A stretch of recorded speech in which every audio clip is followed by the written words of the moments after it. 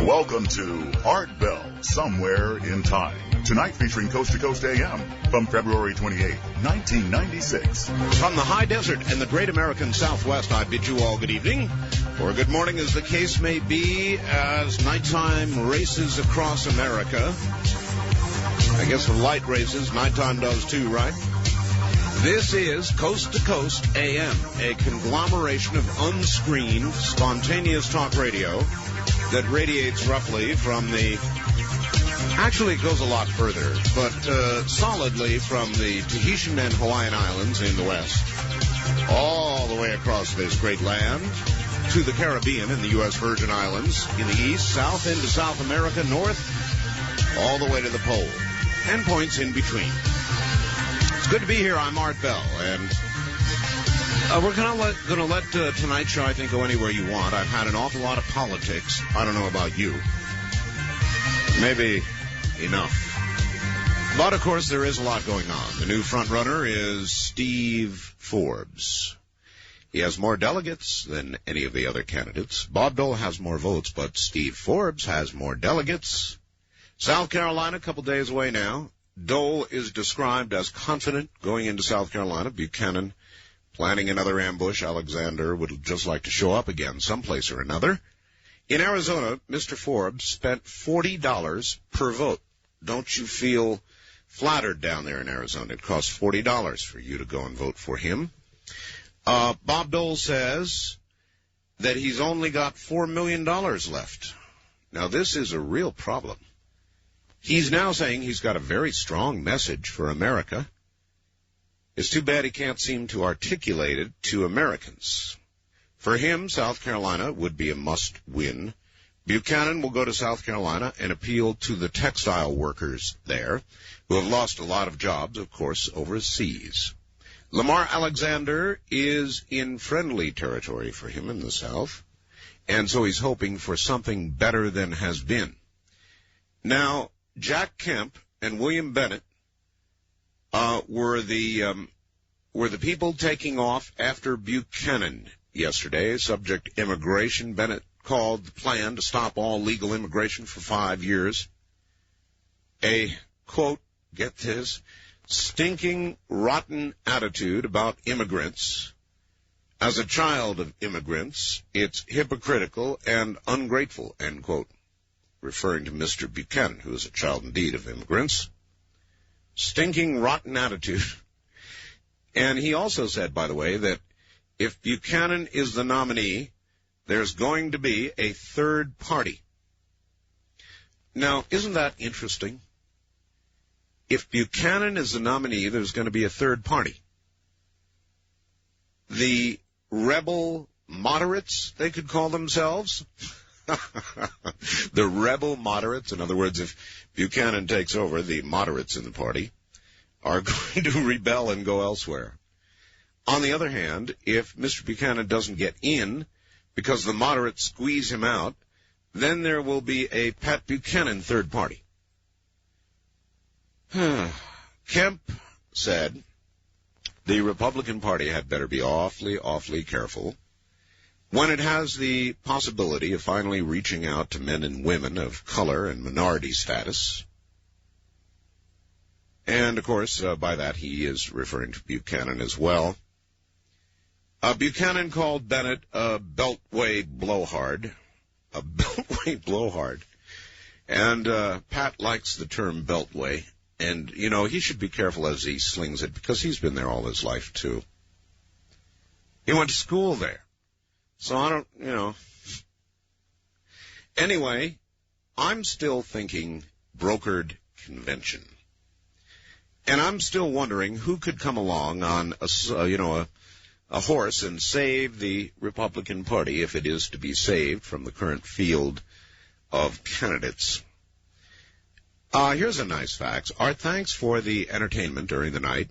First night you were on in Minneapolis, I called KSTP and said, you've got to keep this new show.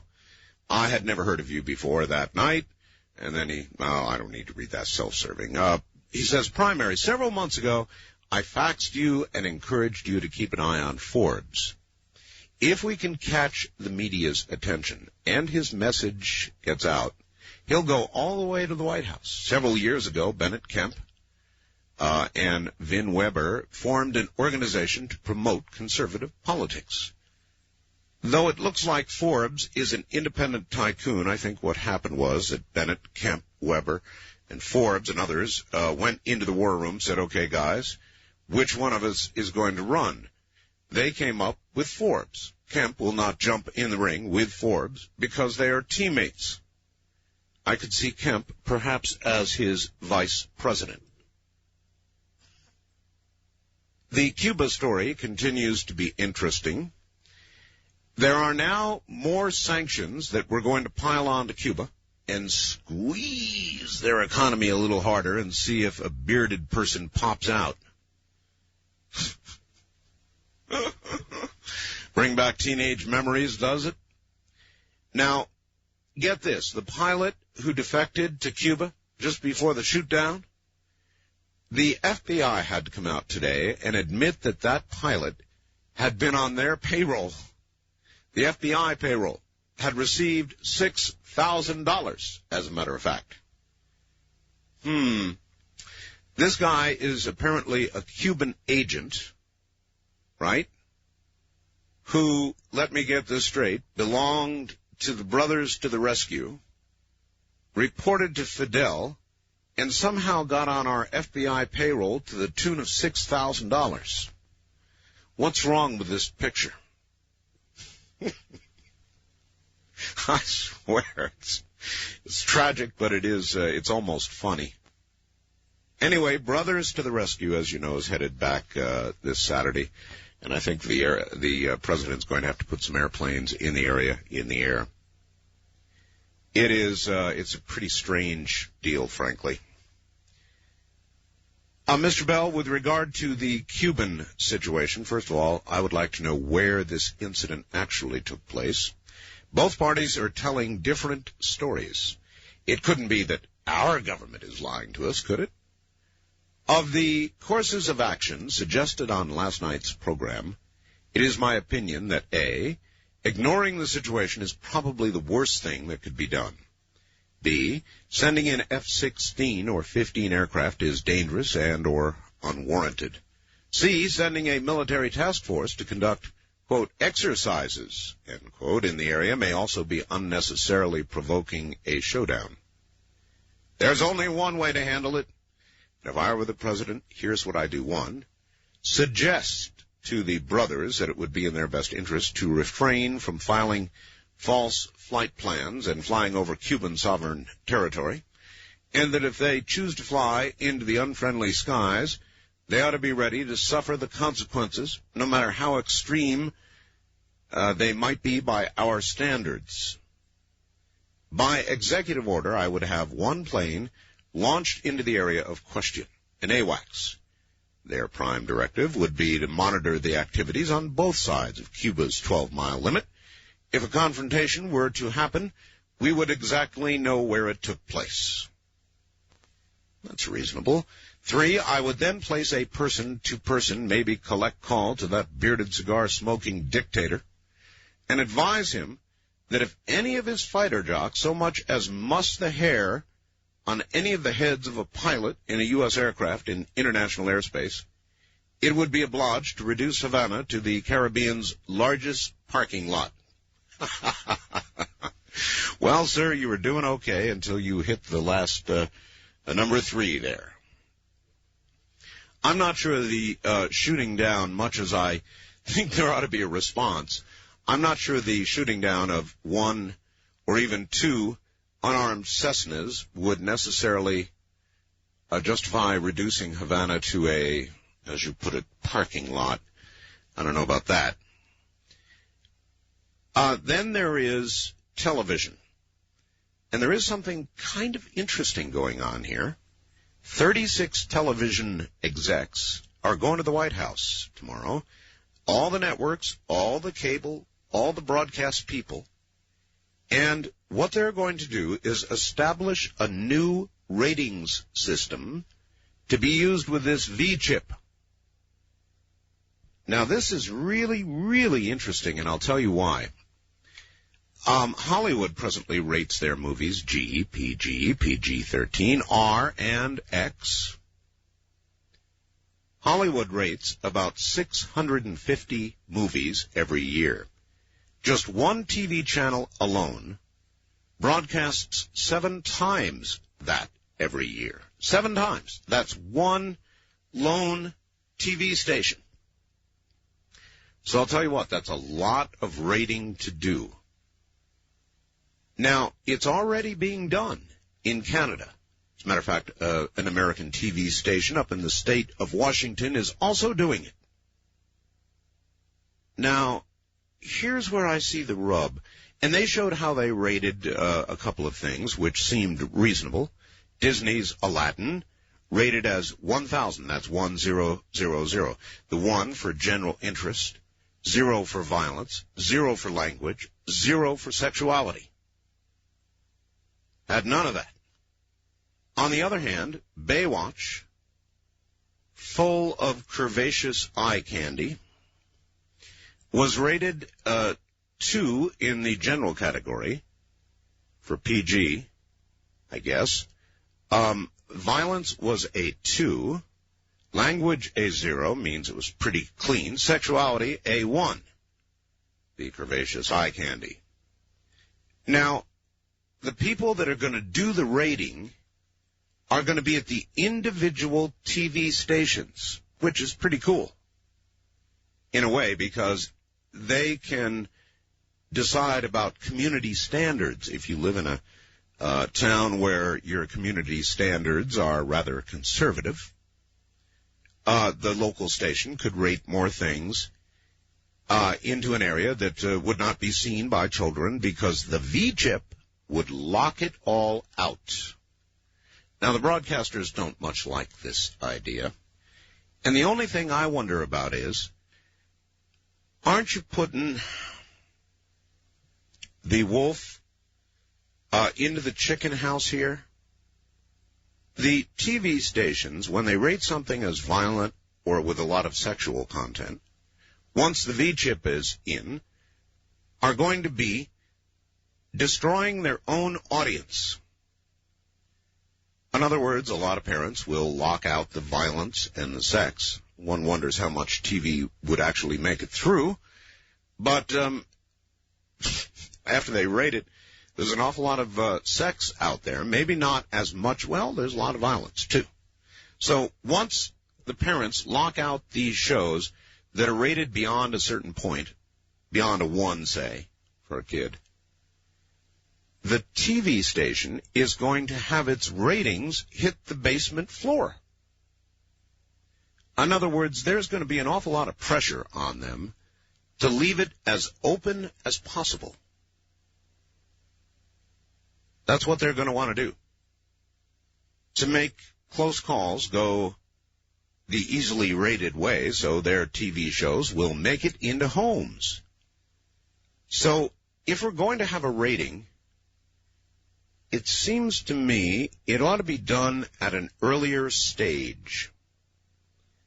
It probably ought to be done at the creation of the program. Then they're going to put a little digital signal on here that responds to the V-chip.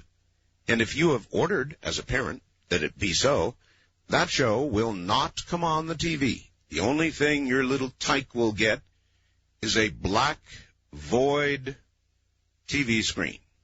No audio, no picture, boring. So they won't watch it. They won't even be able to receive it. So I wonder how you feel about that. I have somebody who has written my epitaph, for which I am grateful. And in a moment, I am going to read this person's version of my epitaph to you. And maybe we'll talk about epitaphs a little bit, because this person did a wonderful job on mine.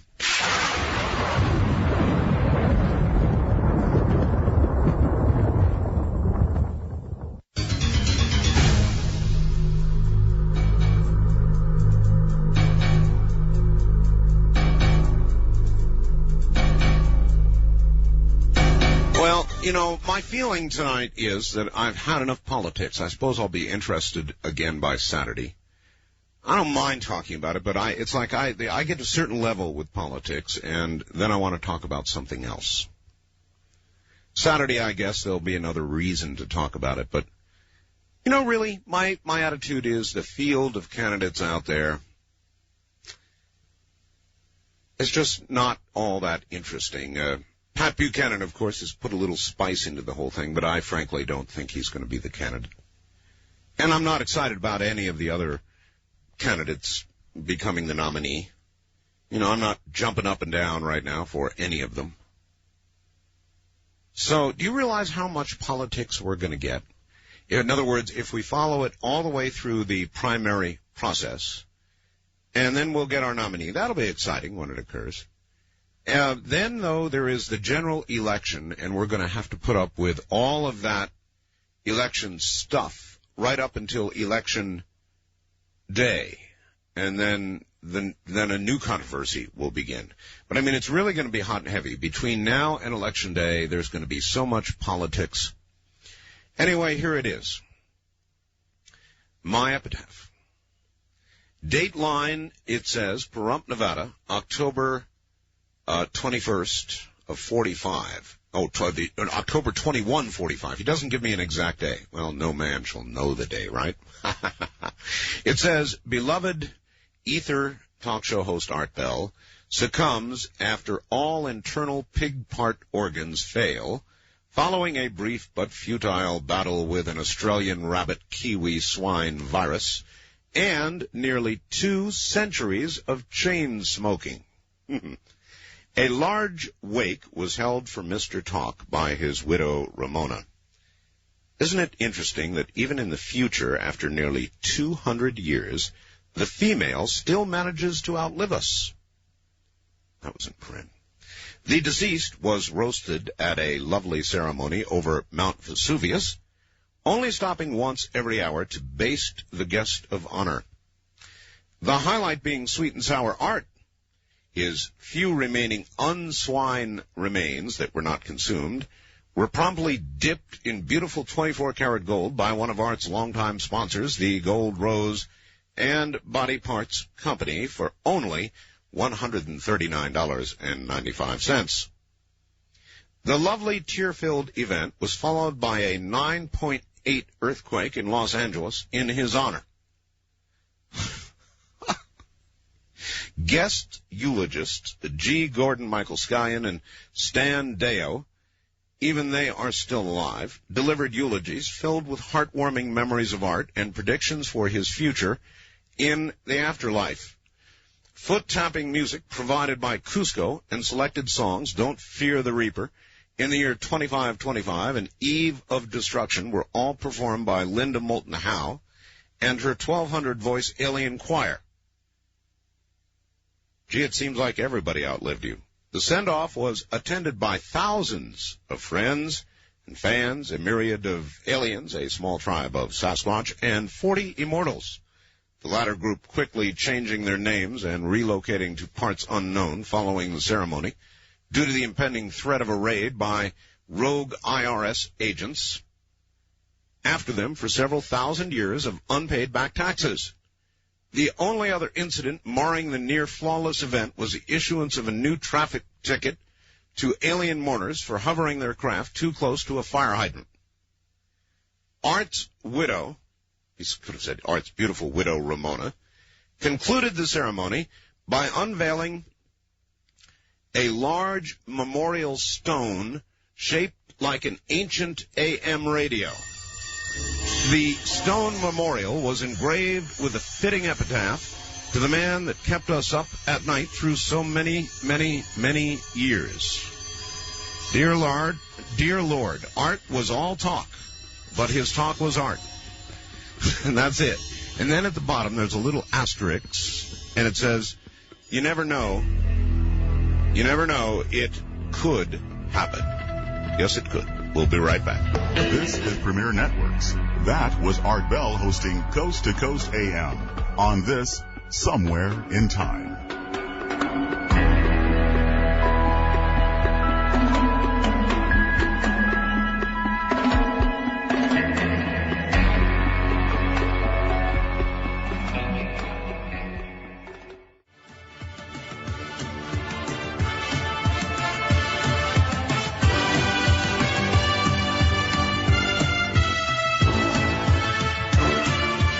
You're listening to Art Bell, Somewhere in Time. Tonight featuring Coast to Coast AM from February 28th, 1996. Hi, Art. I was just listening to the Los Angeles News. They said they were getting reports of an earthquake.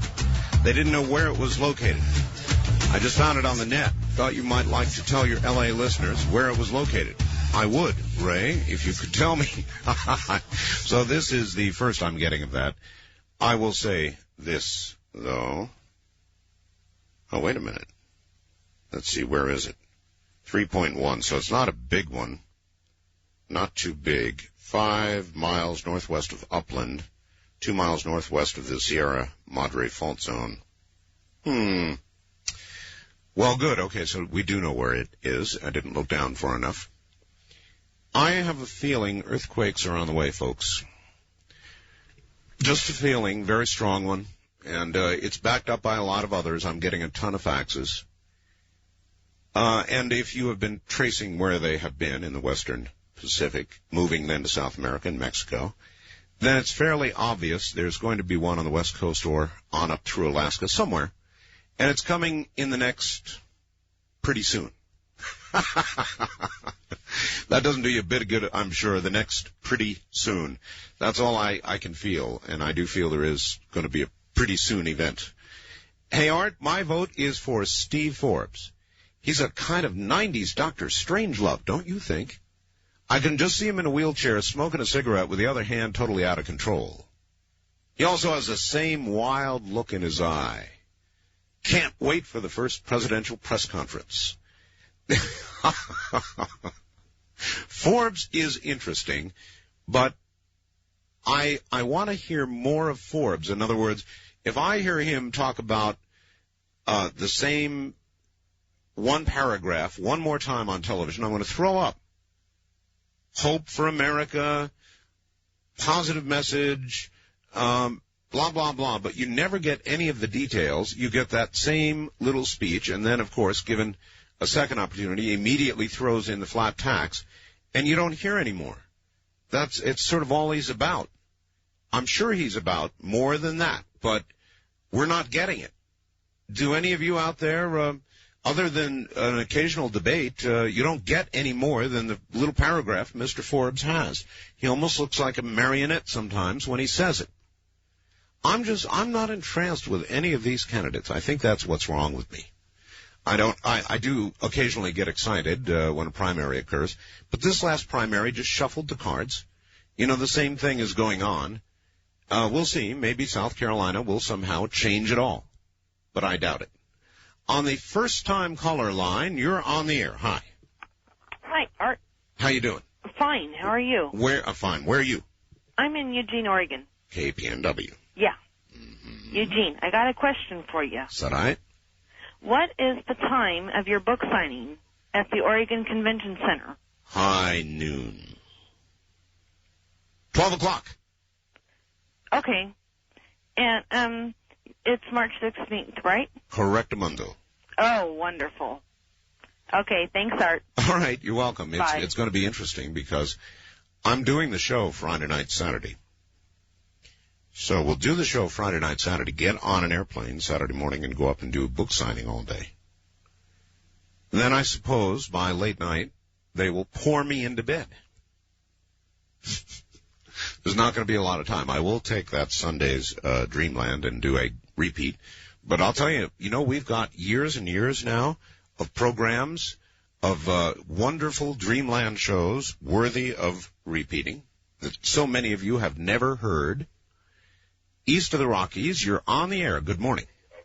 Art. Yes. Hi, how are you? Okay, sir. Oh, it's great to talk to you. Where are you? I'm in Columbia, Missouri. Columbia. All right. KFRU. Yes, sir. Yes, the first time I heard you was the morning of the Oklahoma City bombings. That was a rough one. Oh, you were live with KFRU when you were on the air. And it's the first time I heard you, and I've been listening to you now for some time. That was a very hard show. Yes. Very hard. I've heard several times Simon and Mark referring to the morning. We've heard Art Bell in many different states on KFRU, but the most intense was when that was going on. Well, events dictate, and I've had a lot of intense shows. I mean, you've got to admit, this has been an intense time in America. Yeah. All the way around. And where's it going, you know? Yes, I do. I'm sorry to say, yes, I do. The whole thing, as you know, I believe to be quickening, and there's all kinds of evidence of that. Where's it all going? It's quickening, but where is it really all going? I don't know. It's going to a different place. There is going to be a change. I can't tell you what it'll be. Well, I have a hope. I have a hope for the future, and it kind of goes with what we all listen to, you talking about every night. And this is the first time I've been able to get through, so I'm really happy about that. We've talked about the presidential or Republican primary for many, many nights, and all of a sudden I'm tired. I'm tired. I'm tired of it. Well, you know, I want to cast a positive reinforcement for Steve Forbes. He started off low and now he's big, but I've always been a follower of Forbes. And I'm 25, and I mean, what he's wanting to do with Social Security and what he's wanting to do with, he's an outsider, and he makes me excited. I'm scared of Buchanan. I don't want. You know, the only thing. You're right. I mean, Forbes does talk about Social Security, changing the system, all the rest of it. But I feel when I listen to Mr. Forbes that I'm listening to such a packaged presentation. Do you know what I beg your pardon? Preset. Yeah, almost like a video loop. You know, just saying the same thing over and over. That's not a slam. It's the way he comes across. Yeah. But isn't he the best of the Republicans? I mean, if we want to get Clinton out of there, isn't he the best hope? I don't know. Maybe. I mean, Alexander, what does he got to say? I mean, I look at him as a country performer, country singer. I mean, Buchanan, we can't trust him. Dole is, I mean, you've heard all the negatives against Dole. Forbes is the most positive. I mean, Colin Powell doesn't want to run. Forbes is the outsider. Yeah, I guess. But it's kind of like reaching into a basket of fruit and selecting the one piece of fruit that's only about half rotten. Thank you very much for the call, sir. I'm sorry, I don't mean to sound so down about it, but it is a little bit that way. I really sort of don't like the field. There, I've said it. I don't like the field of candidates. I don't specifically, actively dislike any of them. They all have their points. But none of them, to me, stand out as a heartthrob. Does that make sense to you? Nobody starts my heart beating faster. I don't quite embrace anybody. And I'm not quite pleased with the field. And I've been thinking about that, and so then maybe something will happen. Maybe there will be a brokered convention, and Mr. Right, for America that is, will walk in. Who knows? Some days, who cares?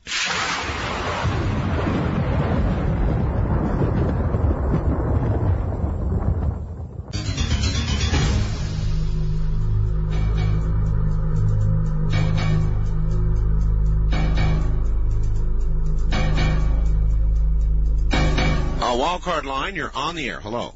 Hello from a dry but cold KABC. Yes, sir. Well, at least they're dry. Hey, Art, when you had your guest on, what was that, last Friday? Yes. And you were talking about the credibility of the NOVA program. Oh, yes. That tape, predictable disaster on earthquakes. That's the one that got sent to you that is about earthquakes. Oh, yes. Mm-hmm. That was the NOVA program. Yes. Mm-hmm. I'd just like to point out one thing. They do have a tendency, I noticed, on especially that program, like other regular TV commercial programs, to edit out things that don't support their point. And I'll illustrate it this way. I mentioned this to you before, but I ran out of time when I was talking to you. the Four Seasons apartment house building that collapsed during the Anchorage earthquake. I was there with my dad when he was taking photographs of the surrounding building. What they didn't point out, they took a nice aerial photograph of that thing flying around in a helicopter, but they didn't show the hospital right across the street that did not collapse. In fact, they didn't have to tear it down. And, I mean, this is, you know, I'll write to you about this, but there's a point to this that there's a lot of these buildings built after 1955 under what they call the ultimate system of design that are more probable to fail than the ones built prior to that. Okay, well, listen, we'll leave it there, and that was a very, very good piece, and I did enjoy it.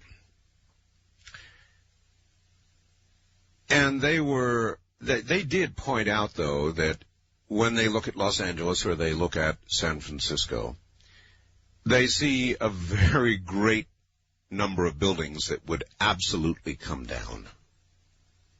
There's no question about that.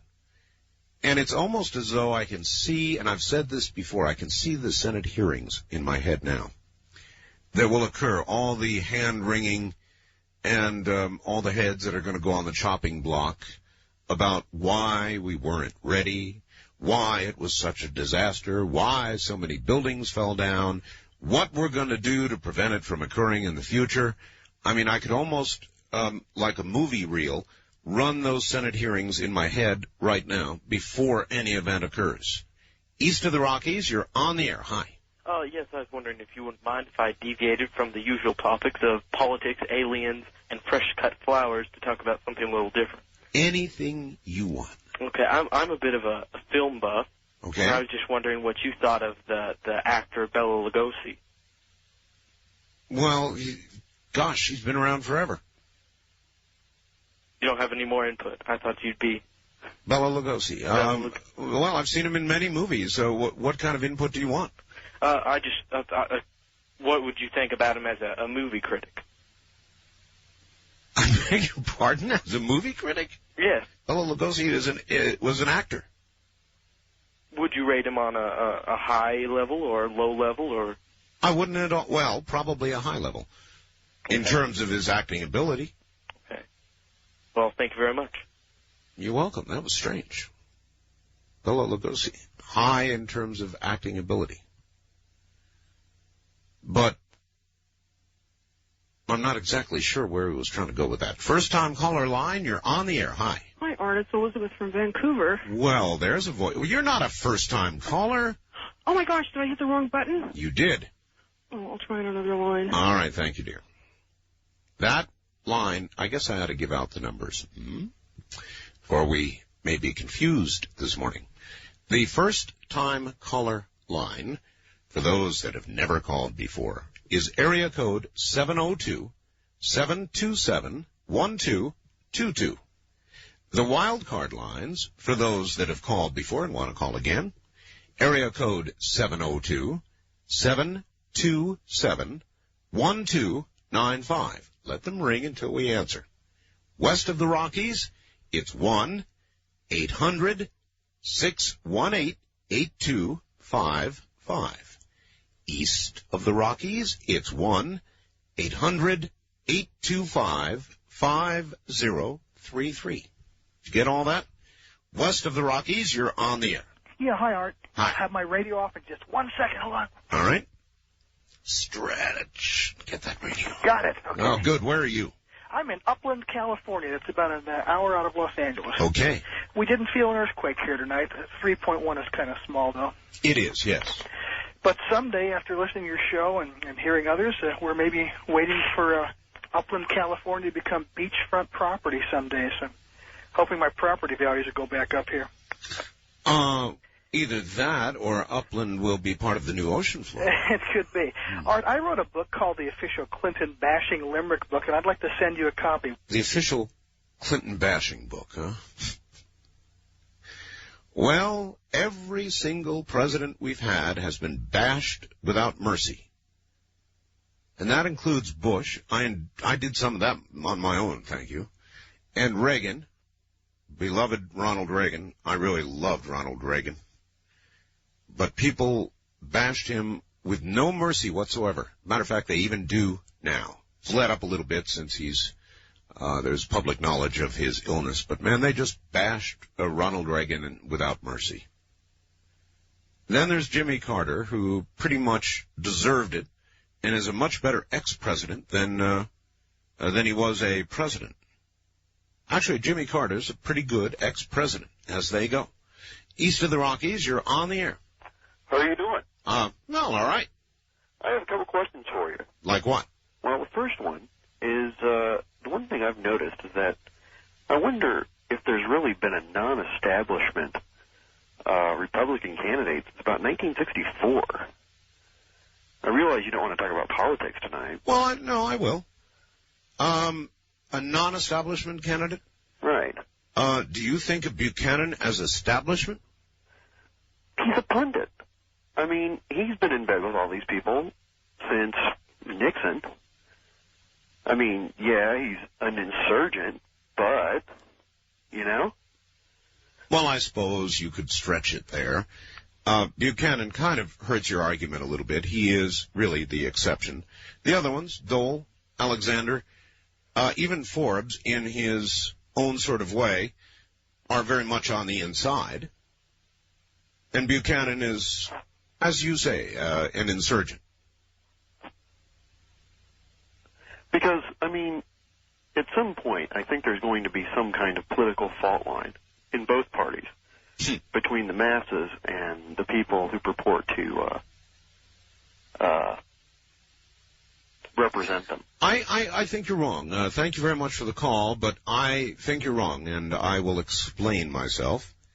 You don't see any of these fringe candidates. I mean, even though Buchanan is, compared to what's there right now, a little fringy, the real fringe candidates have not caught on. And if there was going to be this great political quake, this great political awakening, and we would reach out and grab somebody from 2 or 3 levels under the current pack and raise him up as America's hero and savior, I just don't see the American electorate doing that, obviously. And what you're talking about would require they would do that, suddenly get fed up and reach out and get somebody like that. Or just tear the establishment down. They're not really doing that. All right. How would you construct the perfect political candidate? Now, here I am talking about politics.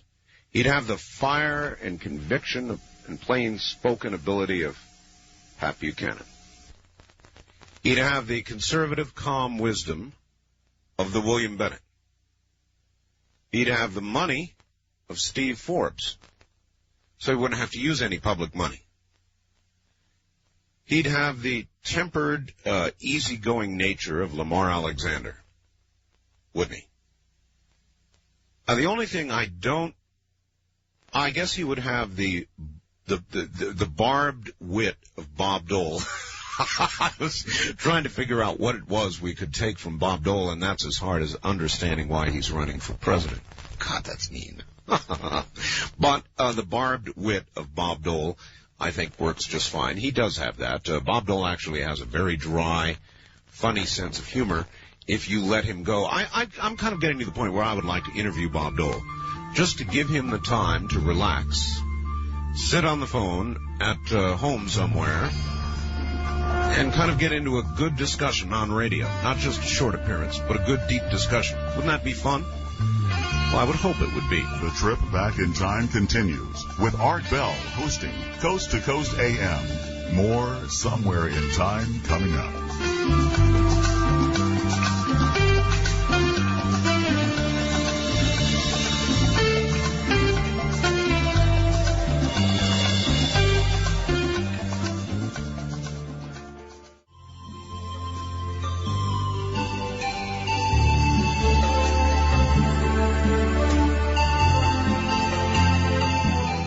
Networks presents Art Bell, Somewhere in Time. Tonight featuring Coast to Coast AM from February 28, 1996. Isn't this nice?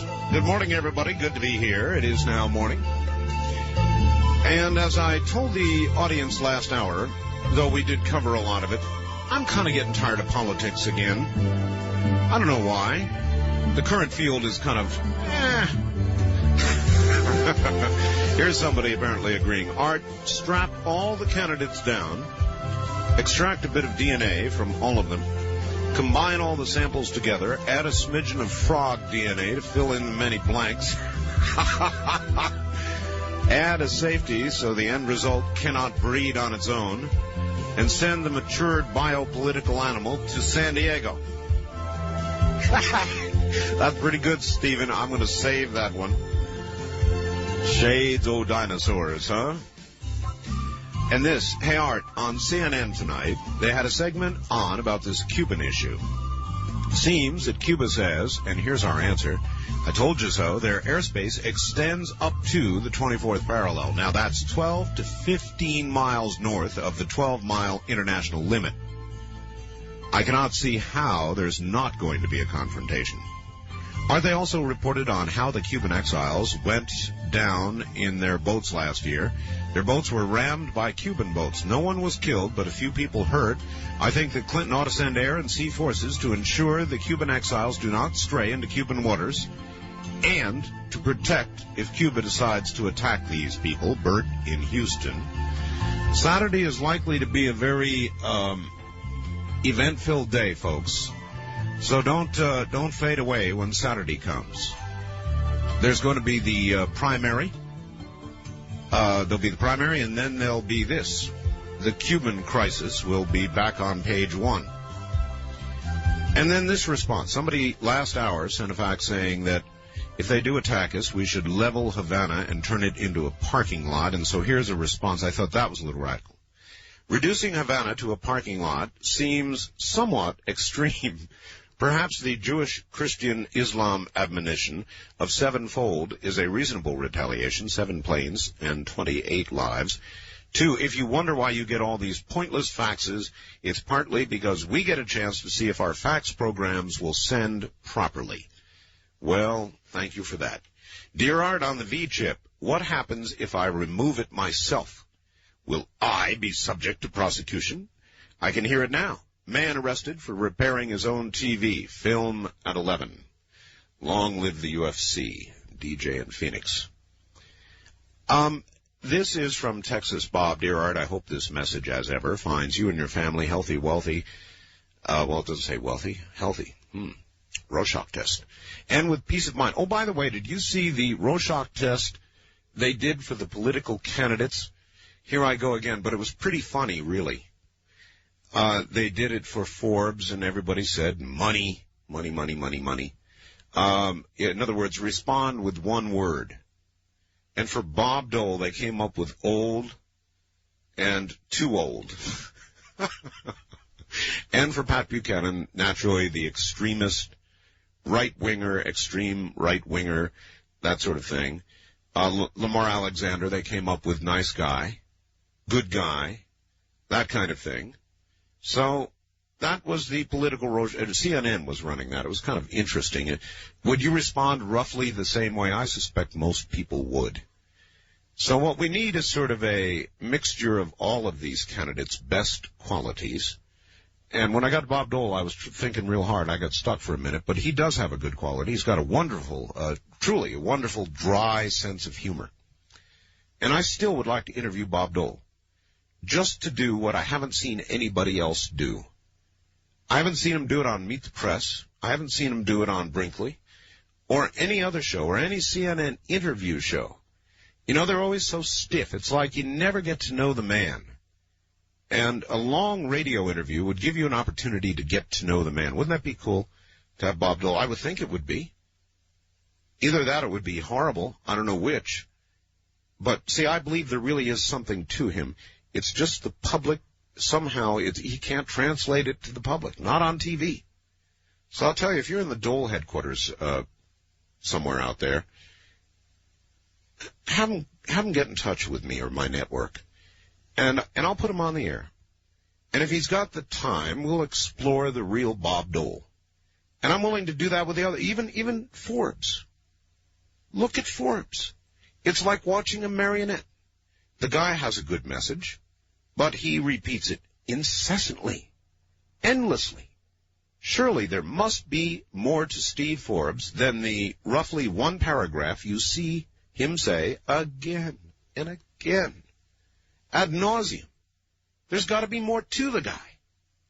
So I'd like to interview him. I know there's more to Pat Buchanan. I've interviewed Pat extensively and would again. You know, he's a real personality. No question about it. Lamar Alexander, he's a mystery. He's a nice guy. I don't know anything else. Wildcard Line, you're on the air. Hi. Yeah. Hey, Mr. Bell, this is Todd from Portland. Talked to you before. I love your show. I love everything about it. Thank you. You wanted to get off the subject of politics a bit, which I can't blame you. Yeah. Hey, I got a buddy who was out looking outside. He is seeing a UFO in Portland right now as we speak. Are you kidding? No, I'm not. He is seeing a UFO right now. Let us all be calm. Okay. Before any of you run outside, where is this UFO? Okay, it's about 30 to 40 degrees from the horizon in the western sky below the moon. When he first saw it, he noticed it as a line, not a planet shape. He has a telescope he's looking at. He's saying it's rotating, and as it's a triangular shape, a two-dimensional triangular shape, as it kind of like the rings of Saturn. As Saturn changes, it looks like rings or it looks like a line. Sure, this isn't Jupiter? No, it's not Jupiter. Jupiter's at varying degrees in the western sky, you know. Okay? All right. What's happening is he's getting multicolors. I don't know what color Jupiter is right now. Well, when you stand and watch it, mm-hmm. It looks like it's changing color. Okay, could Jupiter appear triangular at one point and then it should not, no. Okay, and then an up and down straight line at another point. It should not, no. Okay, so everybody that's in Portland, Southwest Washington, probably not in Eugene and Salem, they're kind of cloudy right now, but go on outside if they can handle the 50-mile-an-hour east winds. What? You're having 50-mile-an-hour winds? Oh, yeah, Portland, yeah, East County, Multnomah County, Portland, Oregon, we get the east wind all the time. People say, 30-mile-an-hour wind, it's windy. Heck, we get 60-mile-an-hour winds out here all the time. Really? But, if anybody's brave enough to go out there, I was in my underwear looking at it, and sure enough, it was anomalous. You were in your underwear in 50-mile-an-hour winds? Yeah, well, we're pretty manly out here, up in the Northwest. We can handle this. It rains on us, cold's on us. We can handle it. All right, sir. Well, we'll send everybody out then, and we'll get some reports from the Portland area. The mental picture of him and his boxers, flapping in the breeze, looking to the west, jaw dropped open, observing a UFO, and sort of leaning into the wind to do it. West of the Rockies, you're on the air. Hi. Hi, Art. Hello. I can't believe I'm on the air. I'm an absolute fan of your show. Well, thank you. Where are you? I'm up in Canada, actually, Vancouver, British Columbia. We're hoping one of these days to actually be on the air in Vancouver. 14C Fun, right? Now, how did you know that? I'm the one trying to get you on the air. I've been phoning them and phoning them and phoning them and bugging them and bugging them. I sent you email. Yes, you did. That's right. You got my email? Not only did I get it, but I passed it on to the network. Awesome. Hey, I haven't received a reply, though. Do you do replies or what? Well, that's an interesting subject. Not always. You've got to understand, I'm getting 150 to 200 pieces of regular snail mail a day. Right. I'm getting more than that in email. And it's not humanly possible. Yeah. I respond to the important stuff, and when I can. But, with hundreds of pieces a day, it's really grown out of my control. Right. Yeah, I know what you're talking about. I'm also a ham radio nut. Very good. Yeah, my call sign is VE7. No, don't give it. Oh, That'll give people your address. Oh, yeah. But you're a VE7, yeah, I'm sure you are. Right on. Now, about, oh boy, I'm just suddenly on the air here. I've been dialing for so long, and I just can't remember what I wanted to say. Except, have you got a date or something on maybe when you might be on the air up here in Vancouver, or what? No, I have no such date. I know the talks are underway, so right. All I can say is, keep politely talking to them. Right. Did you also receive my email with a whole list of different stations that might be acceptable? I did, and I passed that one on as well. Right. Okay. Everything of that nature I get, we send up to affiliate relations, Julian Hudson and Company. Is that how it works? Yes. Oh, very good. Sure. They're the guys who are talking to the station. So makes sense they would have it. Right. Okay. Well, I really, really like your show there, Art. Thank you, my friend. And another thing is you should talk to your Bob Crane at C. Crane and get him to make something that it's just like a phone, except it will keep dialing the number over and over again like a modem is when it's busy. They're called devil dialers, sir. Yeah. Do they sell them or anything? Of course. C. Crane sells those? Yes, but you have to be licensed to have one. Oh, is that right? No, I'm kidding you. Of course they have devil dialers. Thank you very much for the call.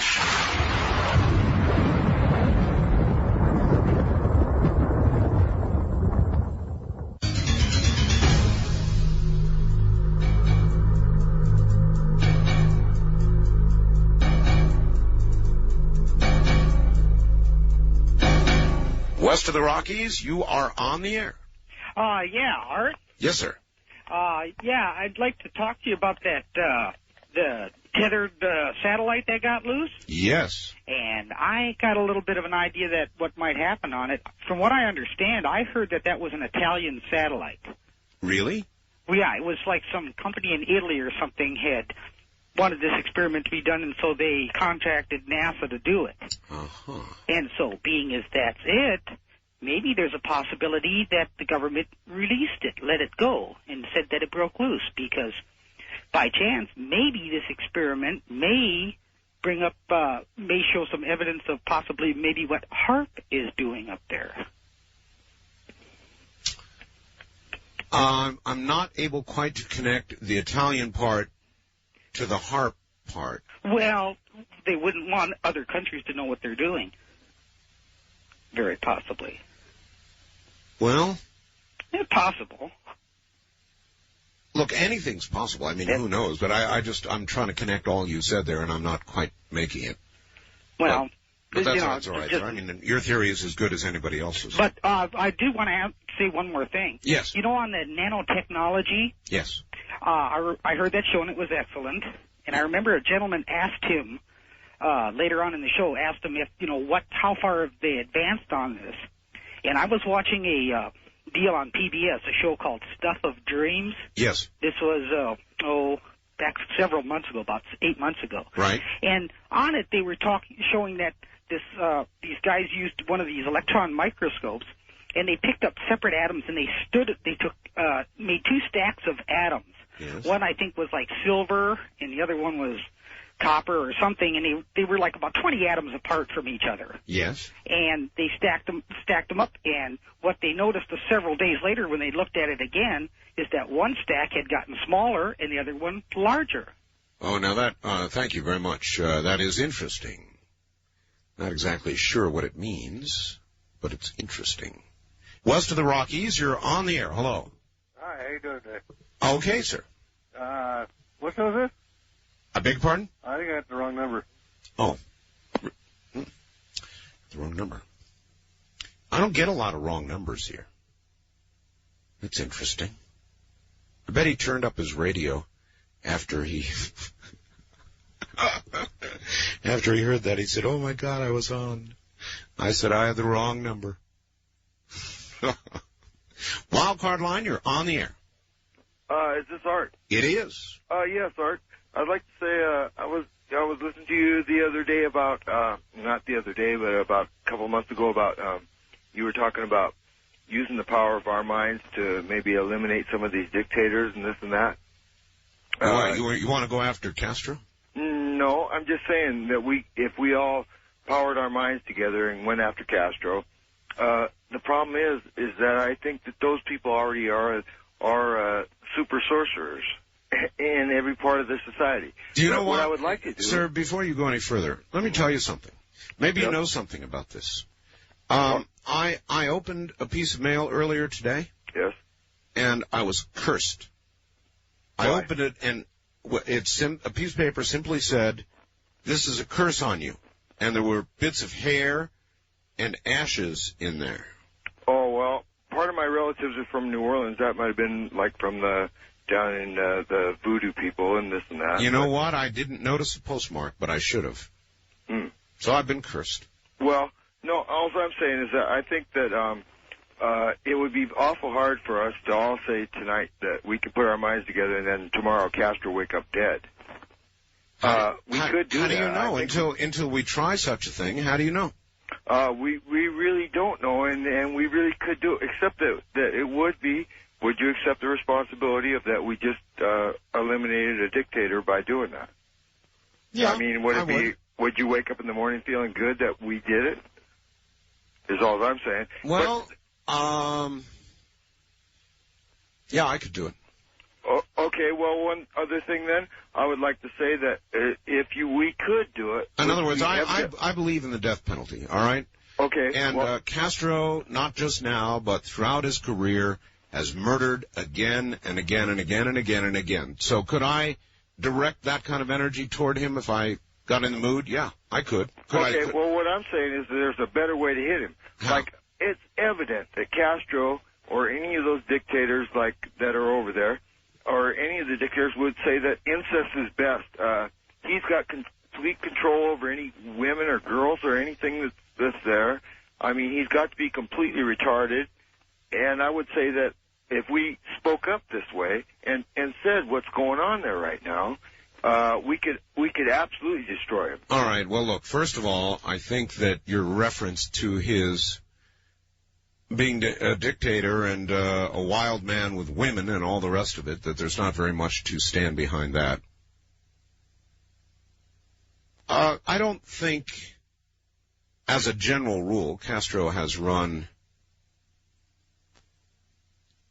an immoral, has been an immoral leader to his people. Well, of course he really has, because he has murdered people. But in terms of what he has tried to do for his people, he is making a sincerely misdirected communist effort. And I don't know that he's the kind of demon that you portrayed him to be, sexually fostering incest and all the rest of it. I don't think I've heard that of Castro. However, he has certainly murdered, and a good recent example are the 4 people who were shot down in that aircraft, in those aircraft. It's murder. Murder. So could I direct energy, if I thought it would work, towards snapping a little blood vessel in the bearded one's forehead? Well, I could do that. Could I sleep at night after I did it? Yeah, I think so. Does that shock you? First-time caller line, you're on the air. Hello. Hello, I'm calling from Portland, Oregon. Yes, sir. How are you this evening? I'm fine. Did you go outside to see if there was a UFO hanging there? No, I didn't. I've seen UFOs in and around the Portland area before. So no big deal if one's out there. It's no big deal. Yeah, I've seen photographs of areas around Forest Grove where they had as many as 30 or 40 UFOs in the sky. Well, I must say we're getting very blasé when notification of UFO in the sky is given. People don't go out and take a look. Well, there's the old propaganda indoctrination routine that goes on with a lot of people about UFOs. Yes, it's true. Anyway, you must have called for some other reason. Oh, yes, I did. Mm-hmm. I got a couple of things. This flat tax that Steve Forbes is supposedly talking about. Yeah. Well, the way he's got it written, or the way I've heard about it earlier today, was that it protects capital gains, investments, and retirement income. Yep. So, it's the working people that are going to pay the taxes that earn wages. Well, I like the idea of a flat tax. However, in order to be revenue neutral, which means the government still receives as much money as it was the year before, the flat tax has to get its money somewhere. And if you look across the spectrum, it would arguably reduce taxes greatly on the rich, those who derive their income from That's exactly the point. Interest or investments. And then they say it would give the little guy a big break. So if you still have to be revenue neutral, then it's got to go to the middle, which is where the money is, to get the money. And that seems logical to me. And now we get to the point. Yes? The flat tax is sound and good in its own right, but there's even another tax that's even better than the flat tax. Consumption. Where everybody pays. That'd be consumption, right? Right, sales tax. And, federal sales tax. Yes, sir. Anywhere from 8 to 10%. No, I understand, and I'm leaning a little that way myself. That would mean that those who spend, those who consume, support those who, to a lesser degree, do not. And it would be interesting to know what percentage you would need on everything sold in order to make that one revenue neutral, and what that would do to inflation. A lot of good questions. We'll be back, I think. This is Premier Networks. That was Art Bell hosting Coast to Coast AM on this Somewhere in Time.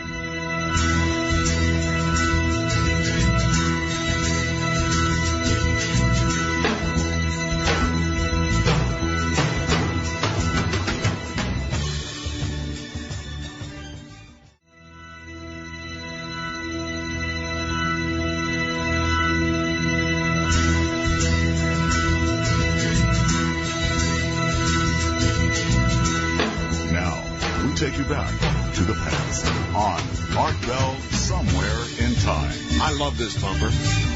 That's why I did it going out, do it again, come back in again. Oh, that was redundant. Anyway, I started to read or give you a little bit of a Texas Bob facts here a little while ago. He said, my breath was taken away by the recent Origins of Man broadcast. I had to tape it in order to listen to your Sunday evening show. And finally found time to watch it. And he thought it was absolutely amazing. Proof of the quickening. Perhaps a natural process just now coming back. The image, he says, of our stable Earth being solid and anchored in place was completely shattered when at the end of the broadcast, Mother Earth was demonstrated to be a sphere of stratified jello. And apparently... Yeah, I know. I had the same exact reaction, Bob. Somehow you don't want to think of yourself as a sort of a crusty little piece of earth on top, resting on top of what is virtually jello. Then this. Art, this story, if it were not true, would be a joke, but it is not. It happened. CNN had George Bush on the other night. Yes, they did. To defend, among other things, the bombing of that supposed baby milk factory during the Gulf War in Iran. He explained they had photos and proof that the factory was really a chemical weapons factory. His counterpart, a CNN reporter who was in Iran during the war, said that Bush was wrong and he had proof. This reporter said that he went to the bombed-out factory the next day and was given a plastic package of baby milk as proof.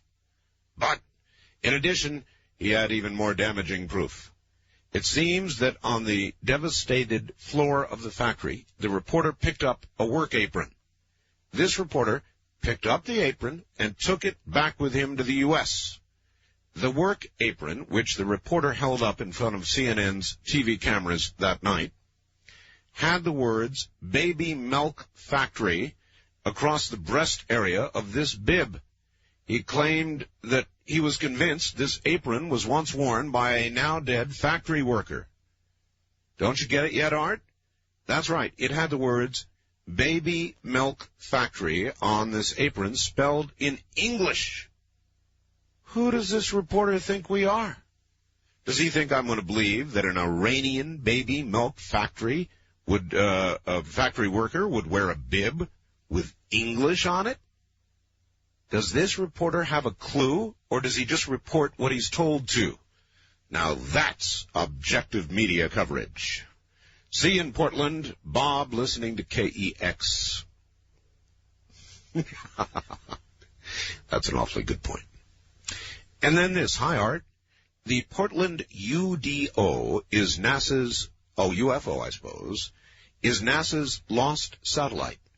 I heard a news report that it would be quite visible this week, with people able to see both the satellite and the broken tether trailing behind it. And it's up there right now, rotating out of control. And that brings up a little bit deeper probe into that subject. And I want to challenge some of you to think about the following. Hey, Art, have you noticed that NASA is not telling us what really happened to the cable attached to the satellite? If there is no atmosphere in space, then there shouldn't have been any resistance from the satellites being towed. Therefore, the cable would not just snap. Why do the astronauts keep talking about not being scared?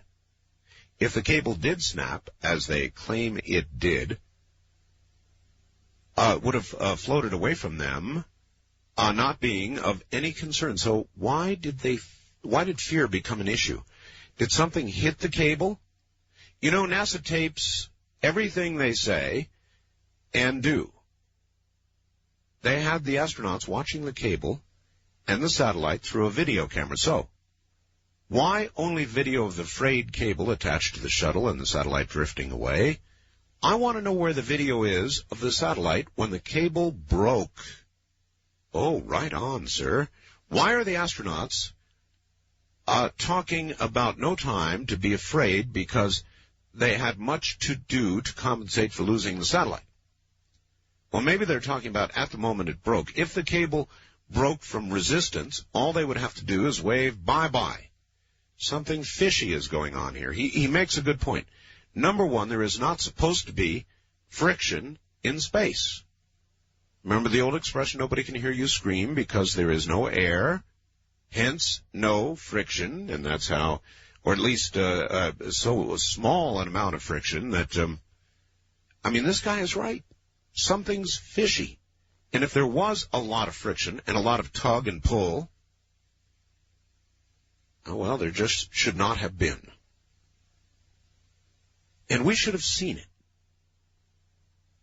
They're absolutely right. One place they would focus a camera would be on the juncture to the vehicle the astronauts were in. That would be a natural place to keep a camera.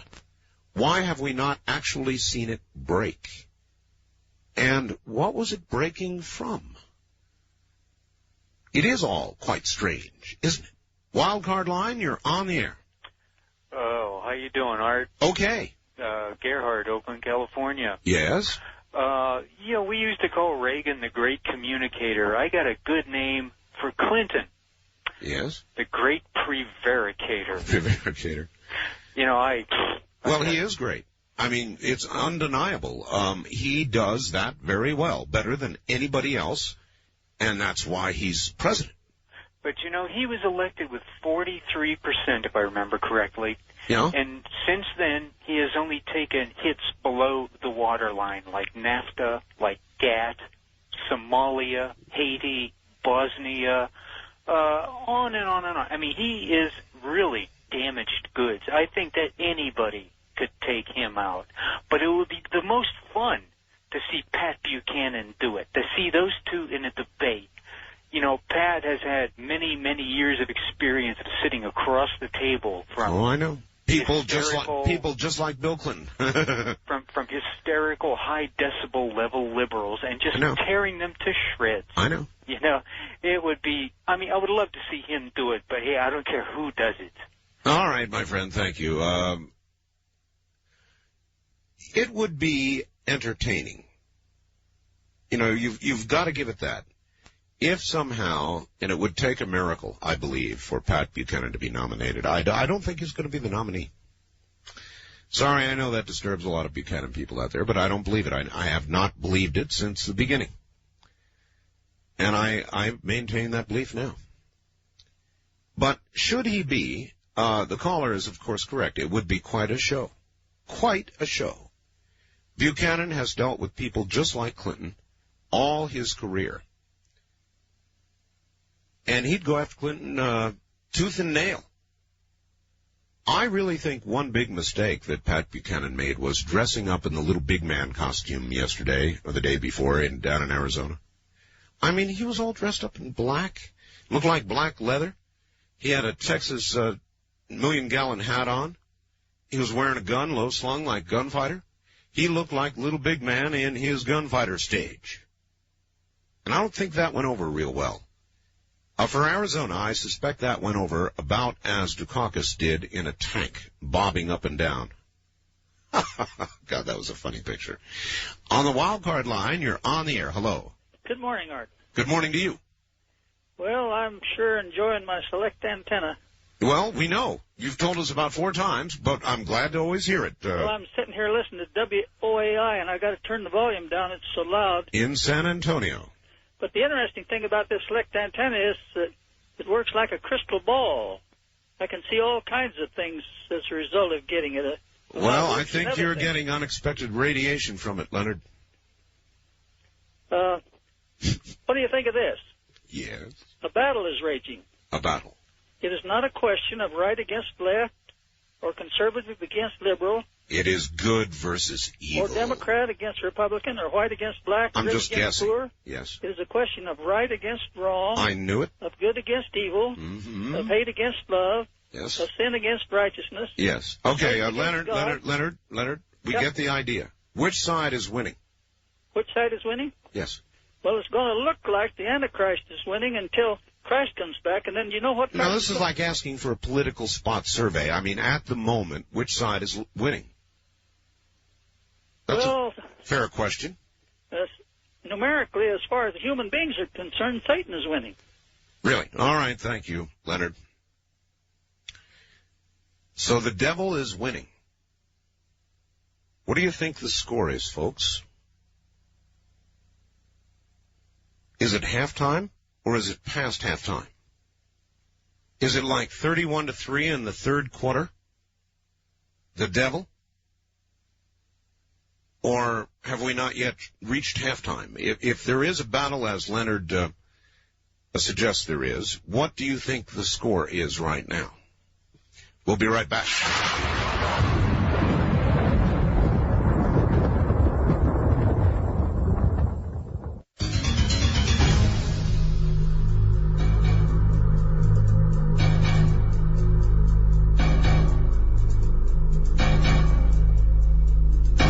West of the Rockies, you're on the air. Hello. Hello, Eric from Bellingham, Washington. Hello, Eric. Hello, I'm just curious I wonder why NASA isn't recovering the $400 million satellite. Well, I can give you the official explanation. Well, the fuel? That's right. Well, if they can afford to be up there for a couple more days to, do whatever they're doing, why can't they afford to go and recover $400 million?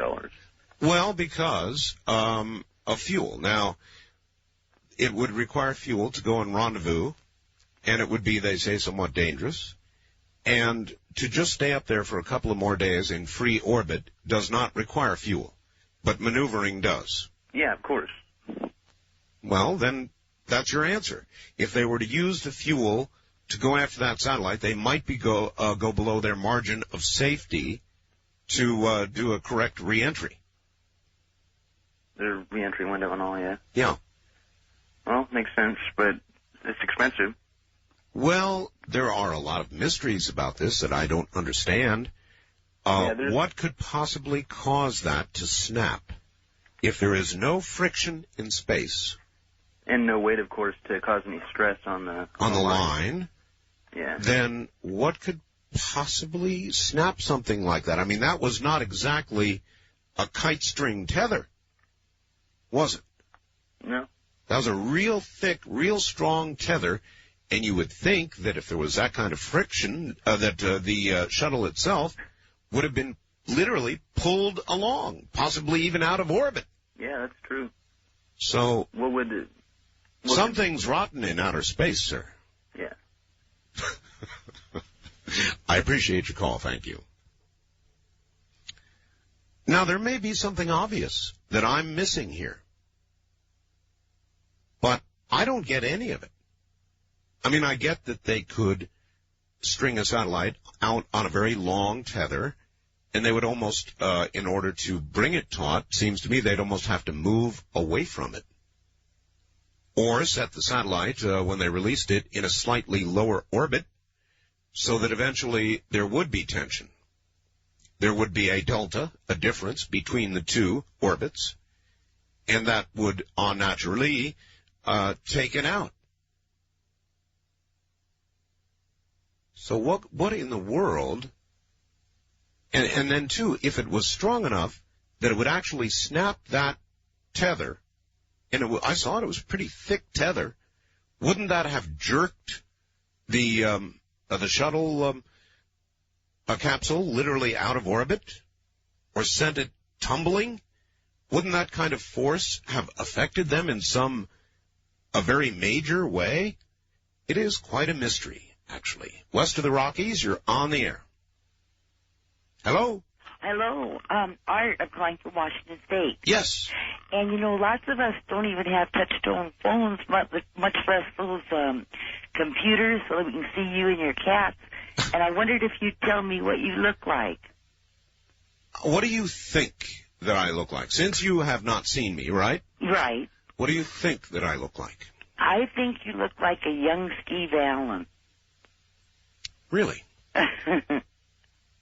That's interesting. I don't know that I do. You're not really far off, but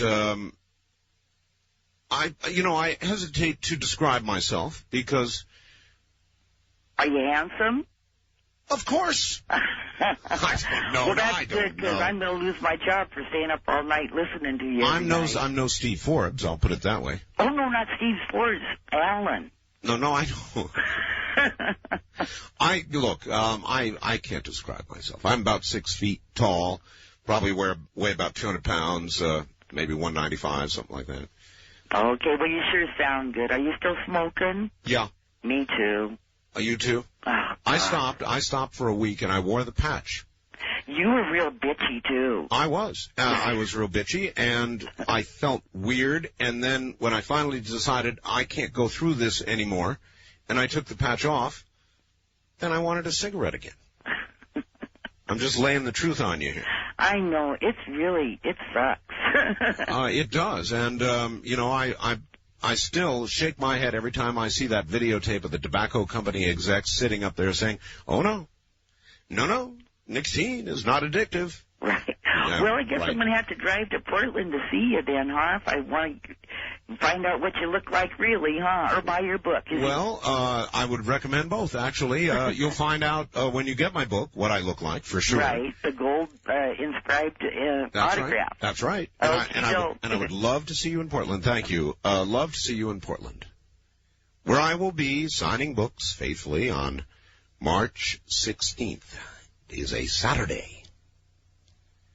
And we'll be there about noontime.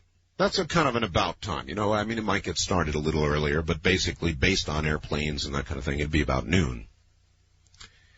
Now, if you would like my book, he says, as he reaches for the information, I wrote a book which I consider to be a very good book. It is my legacy, as opposed to my epitaph, which I have here. I should read that one more time tonight. It's really funny. But I have written a book that summarizes my very weird, bizarre life.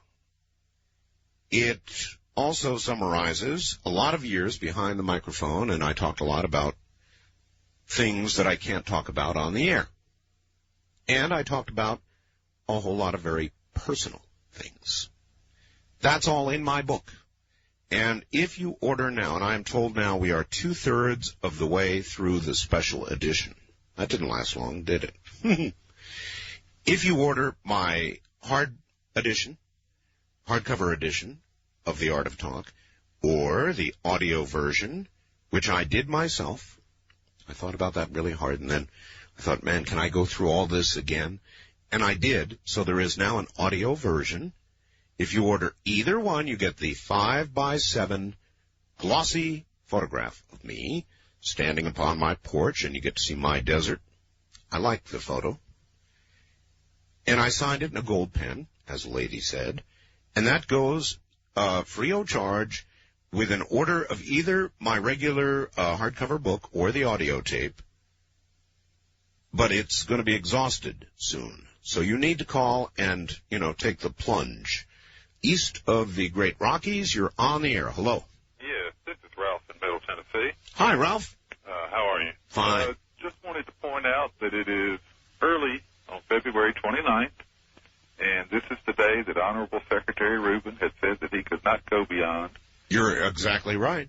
And I was wondering if you'd heard anything about it. I didn't see anything at all today on the news about it. Perhaps the Honorable Secretary Rubin has determined that being February 29th, it is, of course, the leap year day, and this is the day that time will stop.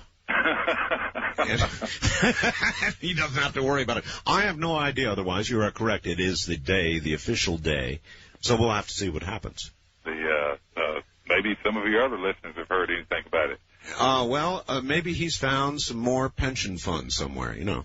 I did notice yesterday on CNN that they said that, they just reiterated basically what Andrew Galt had said about that the Republicans were going to be sending in the bill and that it had so many stipulations that nobody knew what he was going to do with it. Yeah.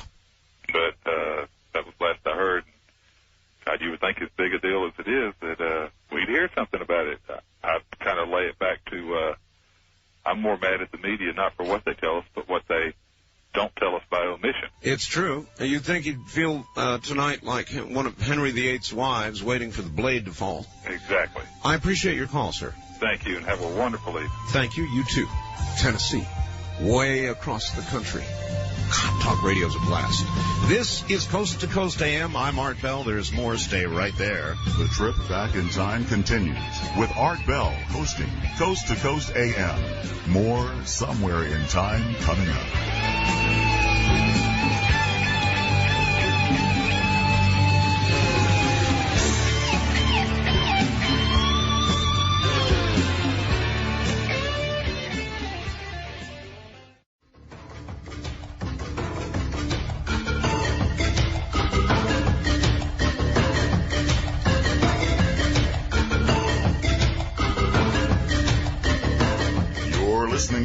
Art Bell, Somewhere in Time. Tonight featuring Coast to Coast AM from February 28, 1996. Once again, here I am. There's somebody on Vidian right now that typed me out a message, watching me on Vidian. And it's somebody named Christian. He says, Art, I am an alien, and I eat humans. Now I know what you look like. I've got to regard that last sentence as a threat in view of the first. Well, it's been that kind of day. I opened up a letter earlier today and out rolled some human or animal hair with ashes and a simple little piece of paper. It says, I have been cursed, so I've got a curse on me tonight. For all I know, for all the rest of my life. And we're having a very strange conversation about all kinds of very strange things, including why the satellite snapped at the end of the tether, the shuttle end, actually, of the tether. And I've got some faxes on that. It's a very interesting question. And we'll get to all of that in a second. Politics, we're talking about that tonight somehow as little as possible. Dear Art, I've worked closely with NASA and the Caltech Jet Propulsion Lab. My field is orbital mechanics. This is the guy I was looking for. The strain on the satellite tether was expected. The strain comes from the difference in orbital height, slim as it might be. See, that's what my guess was. Therefore, the velocity to maintain orbit is greater for the shuttle as opposed to the satellite. Remember, the further the object is from the center of the Earth's gravity, the less pull gravity has on it. The less pull equates to a slower velocity needed to keep it in orbit. One of the experiments would have tested the ability for raising the shuttle to a higher orbit by passing an electric current through the conducting tether. This current in the tether, which is passing through a magnetic field, in other words, the Earth's magnetic field, would exert a force or a pull on that tether, raising the shuttle to a higher orbit. Obviously, the strain was too much. Sincerely, Dr. Warren, I won't give his last name. And doctor, that is a good explanation of how the tether had a strain. Now the part that I don't get, doctor, and you can put this in another fax if you would like. But doctor, I saw the tether. That was a pretty big tether, doctor. That was a very strong tether, doctor. And the shuttle itself, it seems to me, a couple of things would have happened. In other words, where you've got a reaction, you should have a reaction. Now explain this to me, doctor. The shuttle should have been exerting a pull, a force, to maintain its position against the drag that you've described of the satellite. So therefore, when it snapped, it should have had a rubber band kind of effect. The shuttle should have then moved higher in orbit, I would presume. Yes, higher in orbit. Suddenly, it should have jerked. It should have begun to spin. In other words, the force exerted to actually snap that should have had an effect on the shuttle. I have heard nothing. So explain that one to me, Doctor. And then there's Dear Art, with respect to the question regarding the tethered satellite failure. During deployment of the satellite, dry gas jets are used initially to maintain tension in the tether as it is reeled out. After the satellite reaches a sufficient distance, several hundred meters, gravity gradient differences between the satellite and the shuttle orbiter takes over, resulting in tension in the tether. In addition, the tether tension is maintained within prescribed limits by an active feedback control system located in the tether deployer within the payload bay. This control results in minute reeling out and reeling in of the tether. Hence, the tether is always in tension.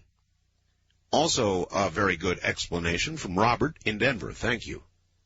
But again, for both of you, explain to me why there was not more of a reaction when the tether broke. There was obviously established then a pretty severe tension because that was a big mama of a tether. So when it broke, there should have been some kind of reaction. If the forces you describe were in place, then when they were instantly released, there certainly should have been some sort of reaction of the shuttle. Am I not right? I think I am. First-time caller line, you're on the air. Hi. Well, hi, Art. This is Dennis from Seattle. Hi, Dennis. Question for you. Yes. Actually, a statement. Most planets have a gravity well around them, don't they, that extend out pretty far? Yes. Wouldn't the shuttle have been within at least a certain range of this gravity well? And yes. And therefore... Yes, but it's very minute. Even in relatively low orbit, you've got to actually use a fuel to get back down to re-enter, to go back down to where you will re-enter. I mean, it's a very minute influence. Right. It just seems to me that there would be, if a satellite's a pretty big thing, and there would be some sort of momentum there that they would have to, the shuttle's moving, the satellite's not. Even if there is no friction, it's got to have some sort of a pull to get it to the point where it's moving. The two faxes just explain that very well. The part that is not explained is why there was not more of a reaction on the shuttle. On the shuttle itself, why it didn't move up. Yeah, I guess that's unknown. I've noticed you had a lot of calls from Washington. Yes. And a lot of people, other parts of the country have said that us Washingtonians are rather strange. So I guess it kind of follows suit that we'd be listening to your show. Great show, by the way. Well, thank you. We're all strange. Yeah. I've got a friend of mine called you about 2 weeks ago, and just a real quick kernel of information. He was talking about Barbarians at the Gate and that sort of thing, and you were trying to figure out a movie by that name or a movie that was about that. I saw a movie called Barbarians at the Gate. It was about the about a leveraged takeover of a company. Yeah, he was talking about the quickening and the barbarians being within and that sort of thing. James Garner. Thank you. You were trying to figure that out at the time. So, and I was standing right next to him. We remembered it after the fact. It was a good movie, actually. Yeah, I haven't seen it, but I'm going to have to now. Oh. I've got a lot of guys that listen to you at nighttime. I'm part owner of a security company up here, and we're driving around all night long in our patrol cars listening, and I know probably some of them are listening right now. So I just want to say we're all listening, and we enjoy your show immensely. All right, stay alert out there. All right, thanks a lot. All right, take care. Art, I just went and looked at the UFO. Somebody called me and said there was a UFO in Portland. It's flickering yellow and reddish and appears stationary. We'll try to get a photo. Well, I think it's probably Jupiter. That's just my guess. Jupiter does that. It blinks. And if you stare at it hard enough, it appears to move around, too. P.S. Had a friend over to see you on Vidian. What a kick, Mike in Oregon. Vidian, of course, is a kick. And here's somebody else who's begging me, says, I'll send you $10 if you send me a copy of Vidian. No, there's no charge for the... I'm not going to do that. There's no charge to get Vidian. The demo. When you get it, you load it into your computer as instructed. Yes, read the README. And then you can click, and it'll dial me up, and you'll see me sitting here doing my program. Or you can call C. Crane Company and get a demo there. Live, in color, with sound. It is amazing, over a regular phone line. Or you can go to my World Wide Web page, and I understand it is available there as well. And that would be www.artbell.com. Can you remember that? World Wide Web, www.artbell.com. And for those of you who don't know, you have to put HTTP // or something like that before it. But whatever it is, it's the same for all of them. So really it's www.artbell.com. No spaces. And you can get it up there too. First time caller line, you're on the air. Hi. Hello? Hello, hello, goodbye. West of the Rockies, you're on the air. Good morning. Hey, good morning, Art Bell. Chuck Mike, Federal Way, Washington, listening to you on the mighty KOMO. You bet. Hey, I've got a question for you about Davidian first. I know you're on a 7-second delay on the radio, but what about Davidian? Is that live? When you talk, are we hearing something different on the radio than what we're going to see your mouth doing on Vidian? Well, I'll put it to you this way. Vidian is not censored. In other words, Vidian, I'm feeding the audio to Vidian prior to the censor button. So if I have to push the button and you happen to be online on Vidian, you're going to hear the whole thing. Okay, I see. Also, the other comment I wanted to make, have you had a chance to see the Nova program yet? Oh, yes, of course. Yeah, I saw it this morning. I missed your first hour, so I don't know if anybody commented on it, but they definitely tried to cover up a bunch of stuff on that. It was totally amazing the way they made your guest the other night sound like a real quack. I know. It was a hatchet job. Yeah, it was a hatchet job without evidence. Thank you very much.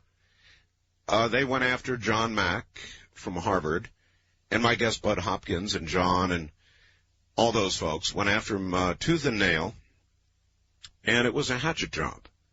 And the reason I say that is because they offered no scientific proof, and they had an opportunity to do that. I mean, they were going after these guys, and they had an opportunity to do testing. They had a big budget for it, and they didn't do it. Why didn't they do it?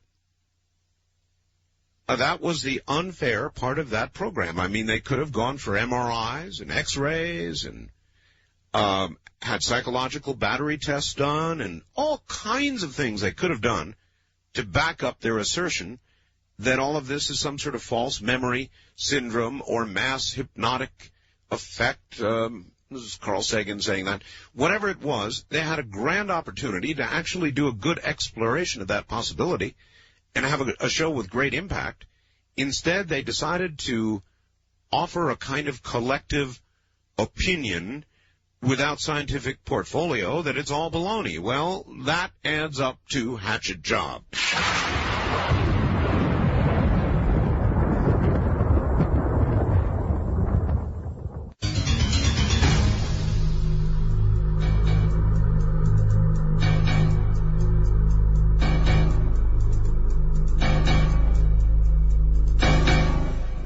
Back now to the unknown. On the first-time caller line, you're on the air. Hi. Hello, hello. Hello, Art. Yes, that's me. Turn your radio off. Oh. That's always very important. I thought I had you all figured out. Nobody has me all figured out. This is Randy in Omaha. Yes, Omaha. Well, I've been listening to you for about 5 years now, and 3 of them were in Denver, and I caught you from midnight to 5. Right. And then I moved to Omaha, and I catch you from 2 to 5. 2 to 5, all right. And I heard you mention that you're going to pick up Dreamland here. Omaha is indeed going to pick up Dreamland sometime next month. And today is 29th, right? Right. Leap year 29th. So next month begins tomorrow. Now, that doesn't mean they're going to start tomorrow or this Sunday, but sometime, I forget, during the month, around 2/3 of the way through the month or something, they're going to start carrying Dreamland. Yes. That'll be great. Mm-hmm. Hey, I think you will enjoy that Third Prophecy movie, though, because they had a little segment on the Philadelphia experiment. Now, that is one part I actually saw with Al Bielek. Yeah. And, oh, yes, I saw that. Well, I couldn't remember because it was in Denver when I listened to you, but the guy that committed suicide in the car, I didn't catch that part. Well, they talked about the guy who committed suicide, and then they said, and there was a report, 2 men were seen walking away. Oh, I see. So before I forget, hey, you remember that air purification system you used to do? Alpine, of course. I have it in my house. I wouldn't be without it. Well, the thing is, you don't advertise it anymore. Well, you know, it's funny you should say that, because I think we're about to.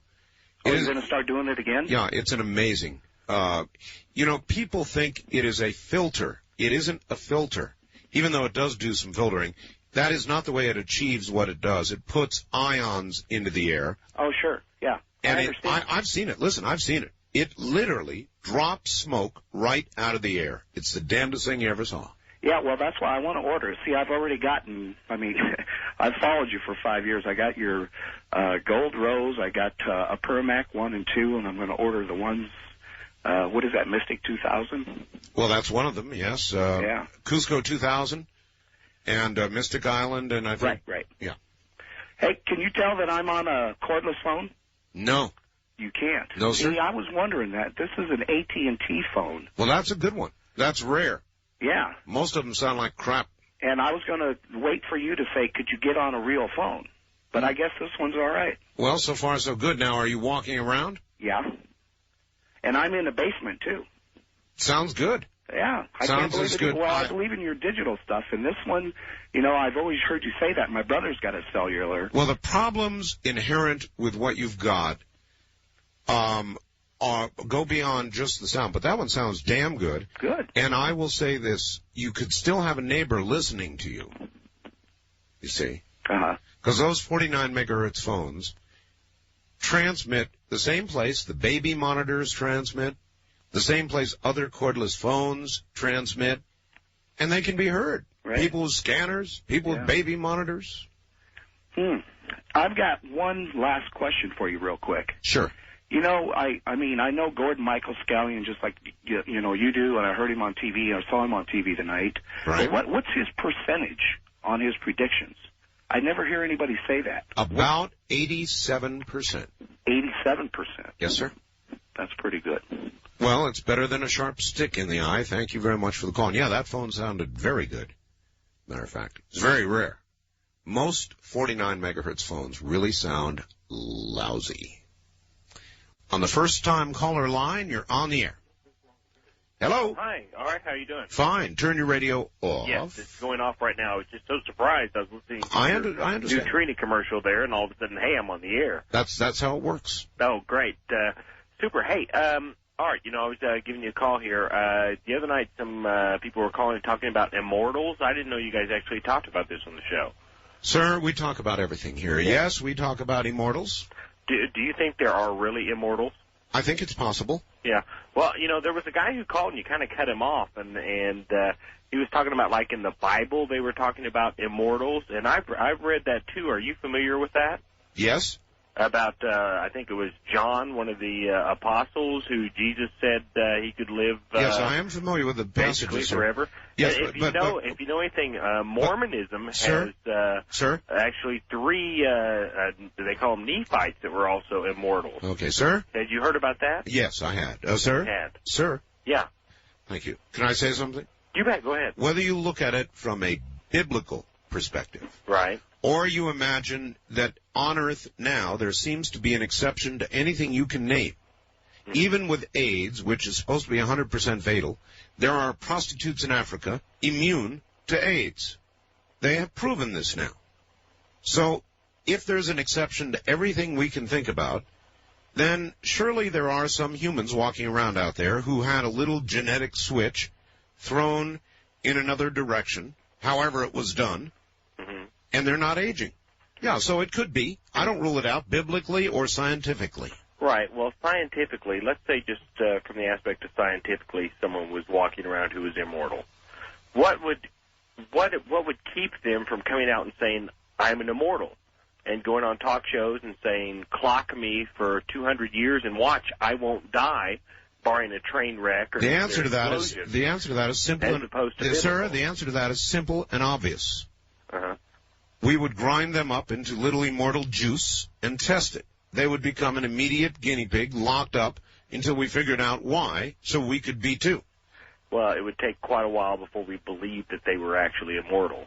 I know, but if you did a convincing job on proving you were immortal, then that would be your fate. You just know it would be. The scientists would have you in a little room. Best case, worst case, you'd be ground up into little Petri dish size. Oh, I don't think so, Art. I don't think that if you got enough press that based on our system of government, and individual rights, that anyone sir, would grind you you mean is that the same government, the one that fed the plutonium to children? I'm sorry, whose children? Our children, sir. Hazel O'Leary's admission that we fed radiation to children, old people, pregnant women. Would that be the same government you're talking about? Well, it would be the same government, but we would. I mean, the press on it would be as such so early that they wouldn't have a chance to do something like that. You know what I'm saying? I mean, if you come out and you say I'm immortal, and you go to the news stations and you say I'm immortal, and you say clock me for 100 years, NBC, and NBC clocks you for 100 years, and you don't age in 100 years, the government is not going to be able to come and just say, okay, we're going to snatch this guy up, grind him up, and see what made it that way. Well, you've got a point there. I mean, there's Dick Clark. They haven't ground him up yet. Well, Dick, yeah, you may be right about Dick Clark. He very well could be immortal. Well, he could be. Thank you very much for the call. And, you know, I think that they say his program is coming back. Isn't it? Again?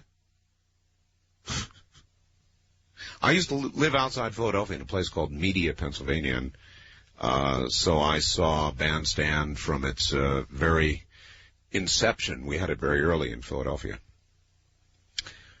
Anyway, Dick Clark, yeah, he may be an immortal. But I really do think that anybody who would really be immortal, and I'm not ruling it in or out, but if the answer is in for the sake of our discussion, I do think that any person that the government actually decided was immortal would be in little bitty Petri-sized dishes before you could say the next 100 years. I'm Art Bell, and this is Coast to Coast AM. You're listening to Art Bell, Somewhere in Time. Tonight featuring Coast to Coast AM from February 28, 1996.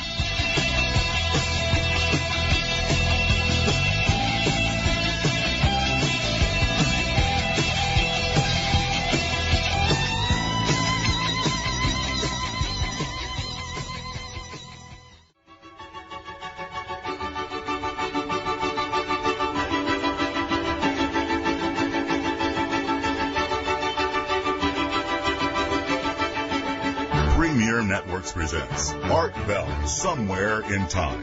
Tonight featuring Coast to Coast AM from February 28, 1996. From the high desert, where finally it's kind of clear out there this morning. It's been very wet here. I'm getting the full range of response to the question about the shuttle. For example, Art, who the hell cares what went wrong with the shuttle? NASA screws up again. I, as a taxpayer, have had it. I want my money back. End the space program now. It's a pathetic joke. Dan, the future teller in Eugene. Dan in Eugene, actually. Gee, Dan, that's kind of a limited attitude there, as far as I'm concerned. I think it was a neat experiment. The idea was to create power by, I guess, creating a delta in the orbit between the tethered satellite and the shuttle. And then that friction would generate, which it did for a very short time until it broke, would generate immense amounts of electrical power, making a lot of things easier in space. You've got to wonder if a version of a tethered something or another could be used for interplanetary travel. And I'm sure that's what they're thinking about when they try this experiment. You would think certainly so, wouldn't you? Though when you leave the orbit of a planet, then you don't have the dynamics necessary, perhaps, unless Richard Hoagland is right, and, you know, he might be, to generate the electricity needed. It's all very interesting. Art, please call me Jim in Honolulu. This is from the NASA Worldwide webpage. Notice there are gravitational forces, contact with the upper atmosphere, an electrical charge, and an admission that NASA doesn't yet know quite what they're doing. Or this, now this is from the doctor that called, faxed earlier, and he's probably right. Dear Art, the reaction when the tether broke was minimal due to the obviously much greater mass of the shuttle as compared to the satellite. On several orders of magnitude, as a matter of fact, no doubt the satellite experienced the brunt of the reaction. In other words, mv equals mv, or large mass times slow velocity must equal small mass times high velocity. Conservation of momentum. Sincerely, Dr. Warren, we will call him. And then, so that we get the full range of response, this. Art, we've all been duped. NASA just launched a top-secret satellite that was reported as a failed scientific experiment. A bowling ball tied to the end of a tether would have worked just as well. But the experiment was not the only objective. For a moment, the 12-mile copper wire generated electricity, so the experiment worked. The fully operational satellite is now headed into space at 100 miles an hour. It'll take years for it to re-enter the Earth's atmosphere, giving it and its operators ample time to control its top-secret mission. That's James from Gardnerville, Nevada. Well, who knows? Maybe James is right. But that's the full range of response. East of the Rockies, you're on the air. Hello.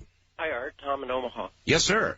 Have you ever had Robert Anton Wilson on the air? Or I don't even know for sure if he's alive still, but have you heard of the Illuminati trilogy? And yes, I am a member of the Illuminati and a 99th degree Mason. No, there's a nonfiction companion to the fiction trilogy that's a little interesting, though not real substantiated. So I've heard of it, of course. I'm part of it. Yeah. I was just wondering. We rule, sir. Okay. Bye. Okay. Yep. See you later. We rule. Secretly, we are the hidden hand that does everything. See, I can admit that. West of the Rockies, you're on the air. Hello.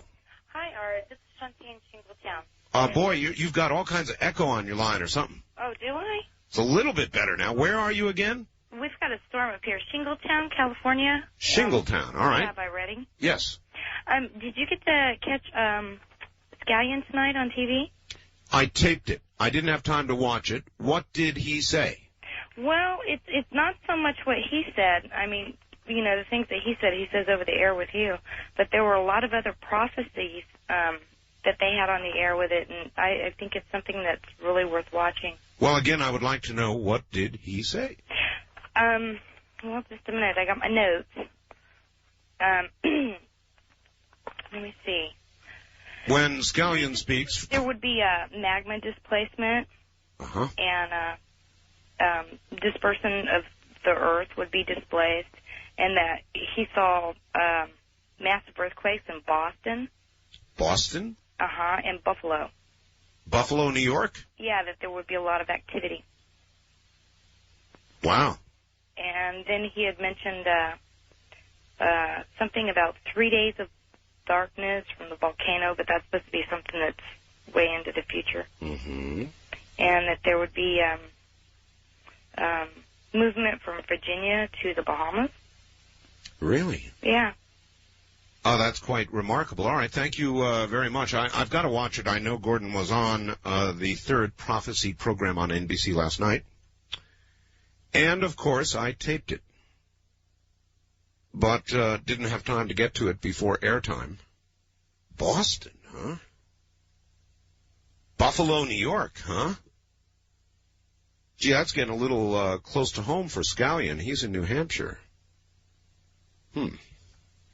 Well, how do you feel about that in Buffalo, huh? Wildcard line, you're on the air. Hello. Yeah, this is Steve in Portland. Hello, Steve. And on about Steve Forbes being so redundant, you know, saying the same thing over and over again. Yes. Well, you can blame that on Bill Gates. Why? He promised us the Forbes 96 upgrade, but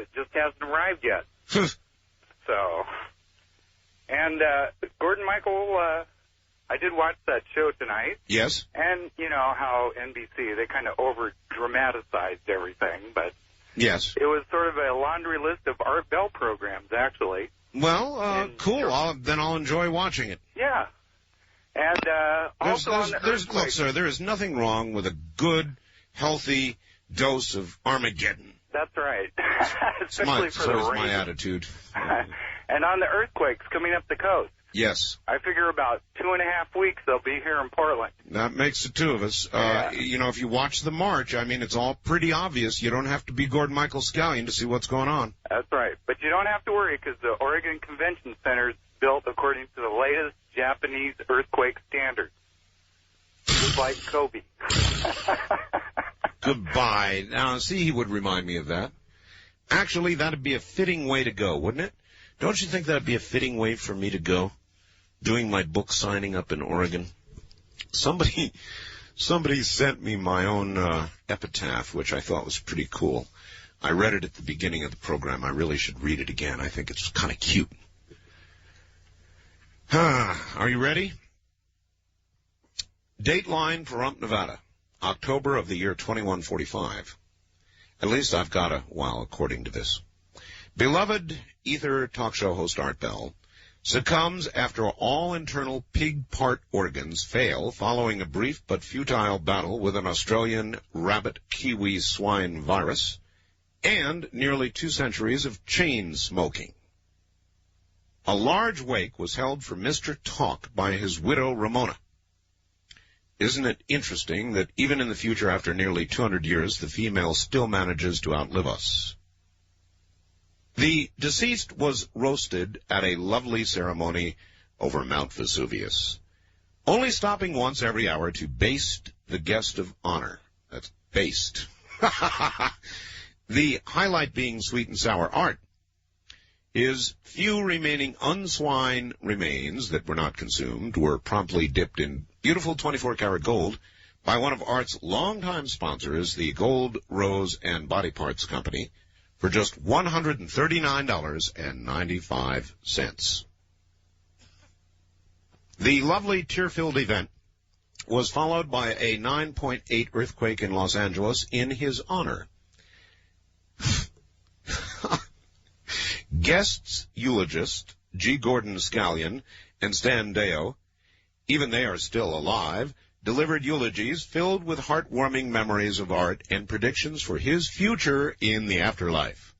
Foot-tapping music provided by Cusco and selected songs Don't Fear the Reaper, In the Year 2525, and Eve of Destruction were performed by the Linda M. Howe and her 1,200-voice alien choir. The send-off was attended by thousands of friends, fans, a myriad of aliens, a small tribe of Sasquatch, and 40 immortals. The latter group quickly changing their names and relocating to parts unknown following the ceremony, due to the impending threat of a raid by rogue IRS agents after them for several thousand years of unpaid back taxes. The only incident marring the near-flawless event was the issuance of a few traffic tickets to alien mourners for hovering their craft too close to a fire hydrant. Art's widow Ramona concluded that ceremony by unveiling a large memorial stone shaped like an ancient AM radio. The stone memorial was engraved with a fitting epitaph to the man who kept us up at night through so many, many years. Dear Lord, Art was all talk, but his talk was art. And then there's a little asterisk down at the bottom here in which he reminds me, you never know, it could happen. And unfortunately, I didn't retain the pages with the person's name because they certainly deserve credit one way or the other for this little epitaph. West of the Rockies, you're on the air. Hello. Hello? Yeah, hi, Art. Hi, sir. I just want to, sorry, turn the stuff down. I want to tell you I was on Monday night. I was watching this STS pulling the tether. I'm a little nervous. I'm sorry. It's all right. And they were just talking along, going through their process, and all of a sudden the line snapped. Yes. And as they went into their version of Houston, we have a problem. Mm-hmm. on the bottom part of the screen a little bit to the left, and way in the distance, on a black and white TV, I saw a little white dot just kind of shoot across. Here we go. Here we go. Well, I was wondering if somebody that had a tape of it could maybe, do a review of that, look at it in slow motion. I only got to see it once, but I thought I saw it. It was probably an alien archer. Well, maybe somebody didn't like the experiment. And same way to say something. And there is a thing out here, a civilization called Mu. Mu, oh yes. You heard that yesterday. Yes. Well, they say it's sunk in the Channel Islands. Uh-huh. And up on Decker Canyon over Malibu, Zuma, they have some very interesting little trails through a place called Old Boney Trail. I've been through there. I'm surprised archaeologists aren't going crazy about it. Anyways, that's true. And the lost continent of Mu. Well, there's some very interesting things up there that shouldn't be. And I'm surprised that more people don't know about it. Well, all right, sir. There are things all over the world that should not be. I mean, look, the program the other night, I thought, pointed out some awfully important things. How in the world could there be dinosaurs in the Antarctic? And when they open them up, they find well-preserved tropic flowers that these dinosaurs ate. How can that be? If the Antarctic has always been the Antarctic, there shouldn't have been dinosaurs there in the first place, number one. And number two, they certainly could not have been eating flowers, because flowers can't grow in that kind of ice. So there are a lot of challenges to traditional science out there. A lot of challenges.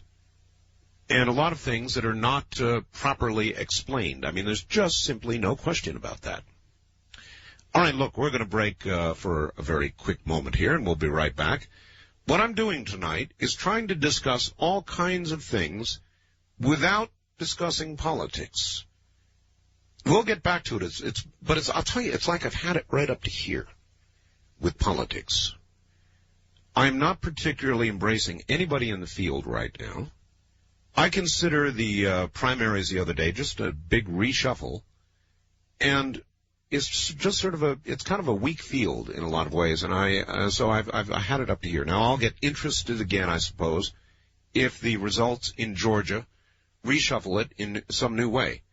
But you know that feeling where you've had it right up to here? We'll be right back.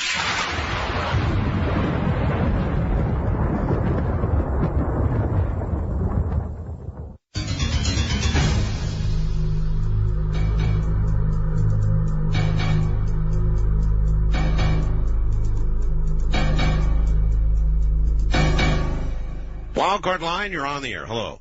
Charlie. Hey.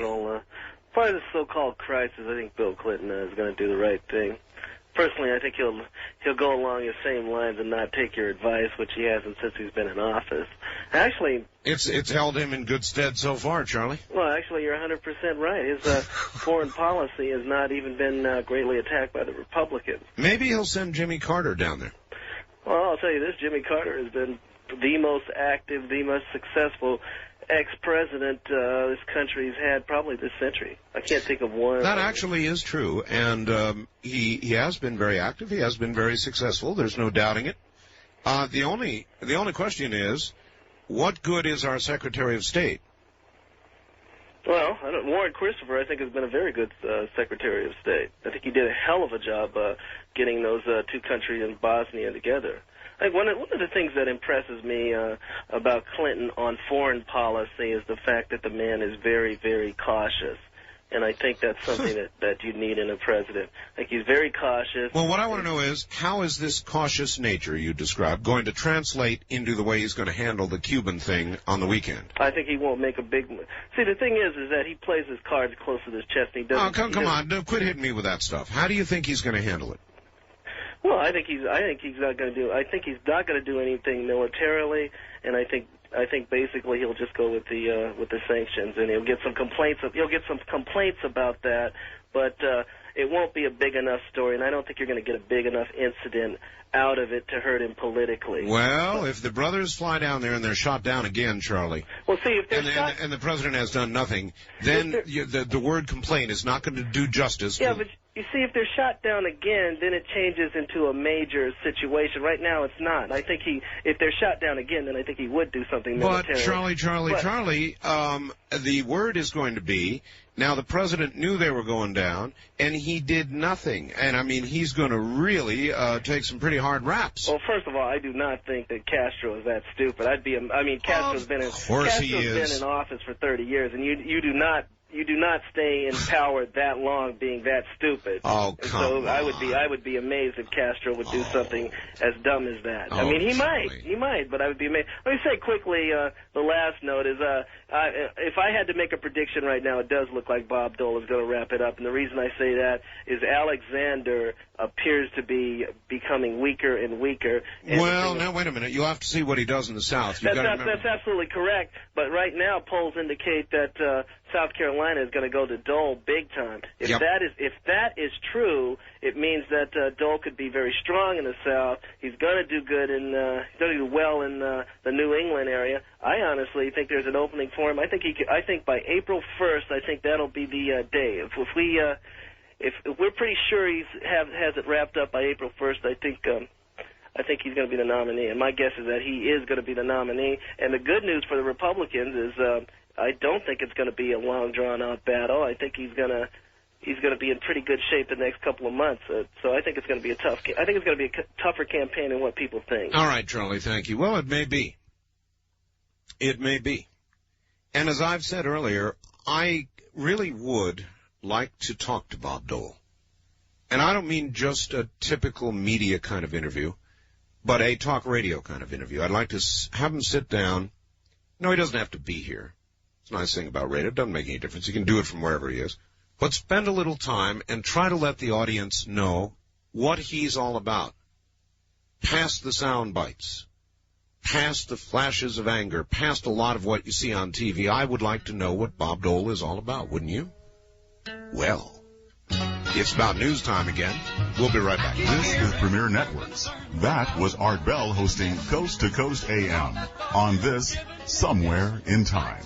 If I was walking in your shoes, I wouldn't worry much. While you and your friends are worried about me, I'm having lots of fun. Counting flowers on the wall.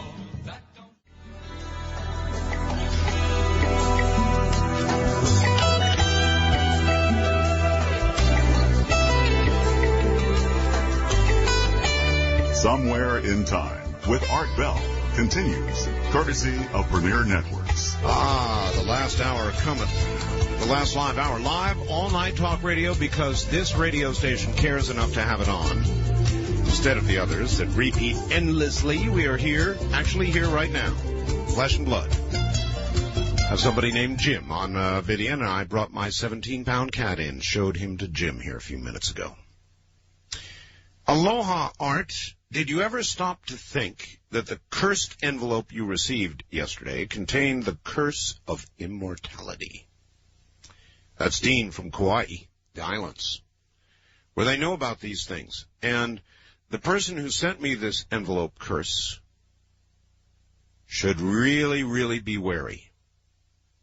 Because my wife is from the islands. And my wife, well, I hate... While I might be a 99th degree Mason, what arrived in that envelope is going to go powering its way back to the sender with a lightning bolt delivered by my wife, who knows how to deliver these kinds of things. Dear Art, there have been a number of occurrences where young children have died of old age. This is really an interesting fact. And this person is correct. There have been a number of occurrences where young children have died of old age. There is a genetic foul-up in their genes, causing them to age rapidly. That's absolutely correct. This same genetic anomaly could probably mutate in the opposite direction and cause longevity. if not immortality. Signed, Jim. Jim, you're exactly right. It is the argument that I have been making right along. We know that the aging process is keyed genetically. And as you point out, the aging children are evidence of that fact. And as I've tried to point out, there seems to be an exception to nearly any rule anybody talks about on the face of the globe. There are exceptions here and there. So why not in this area? It's entirely possible. Entirely possible. East of the Rockies, you're on the air. Hi. Hello? Goodbye. First-time caller line, you're on the air. Hi. Hi, my name is Jay, and I'm down here in Baton Rouge, Louisiana. Well, good. Welcome to the program. I've been trying to reach you for a while there. There's been an earthquake up there in near the North Pole on the 28th. Yesterday. Yeah, there was one yesterday up at near the North Pole. Now, I did not know that. No, I got no report on that, sir. I got the coordinates wrote down here somewhere. How big of an earthquake? It was a 6.3, and I didn't quite get the location. I got it from a little hotline number. I called, and it was centered near 1.7 north. Wow. And 125.9 east. That is totally bizarre. And that was a pretty strong quake for the North Pole, and I don't know. Call us toll-free at 1-800-618-8255. Something pretty big there. The word you wanted to use there was shoot. Yeah, just a whole bunch. Sorry about that. I tell you what. It's all right. I heard it. I took it out. Thank you. Scallion would, if you get a hold of him, I'd like to know if he has any more predictions about maybe perhaps central Louisiana, around Louisiana, and the New Madrid fault line. All right, sir. I'll see what I can do for you. Now, see, I hadn't heard that. That is, that's strange. Is that true? Was there an earthquake at the North Pole? That's really weird.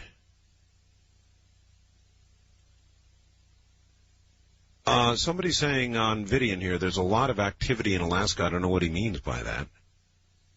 A lot of activity in what? Huh. Here's another one. Art, hello there. I feel I should answer some of the questions that have arisen on tonight's show. Well, actually, one in particular. The caller was curious as to why no immortals have tried to go public. You responded with the normal response. Fear of being pulverized by modern scientists. In many respects, you are correct. However, there are many other reasons. Many immortals have attempted to go public, but they're never believed. You can pick up their story in many tabloids.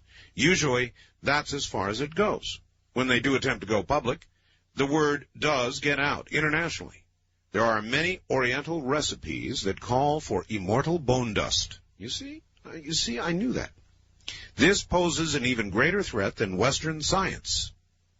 Usually by the time one gets old, the desire for people who know who you are gets pushed aside in favor of rationality. Besides, it's more fun if people don't know. Another factor. Some of those who are immortal are that way because of magic. Telling will dispel the magic. This is not a good thing, trust me. Is not a good thing at all. I mentioned immortal cats. I mentioned them in my previous facts, and as you heard tonight, they are definitely around. I've known immortal bears before, and even an immortal dog. But cats are much more common. Why? Only God knows. That's a serious fact. There are people very seriously involved in this and who very seriously believe or claim to be immortal. Quite a number of them. It's an amazing topic. I don't know where it came from. I don't know how it got on the show, but here we are once again. West of the Rockies, first-time callers, area 702-727-1222. I had to take it out. Dan, let's start all over again fresh. Your first name is Dan without your last name. And where are you calling from? Tacoma, Washington. All right. Yeah, your program is pretty good. I've been listening to you for a couple of years now, and this is my night off, so I decided I'd call you. Ah! Great, huh? I think all these immortals are kooks. Maybe.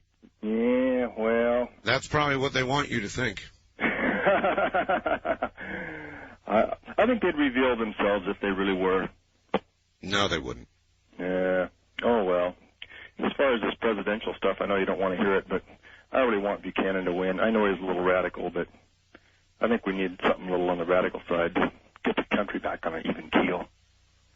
What do you think? Well, I have areas of disagreement with Pat. Yeah, well, so do I, but, you know, I think maybe try to get it back in the center. I think it's a little too far left right now. But anyway, I've got to be honest. I'm not really behind any of the candidates to speak of. I'm not really happy with the present field at all, and I wish there would be somebody else.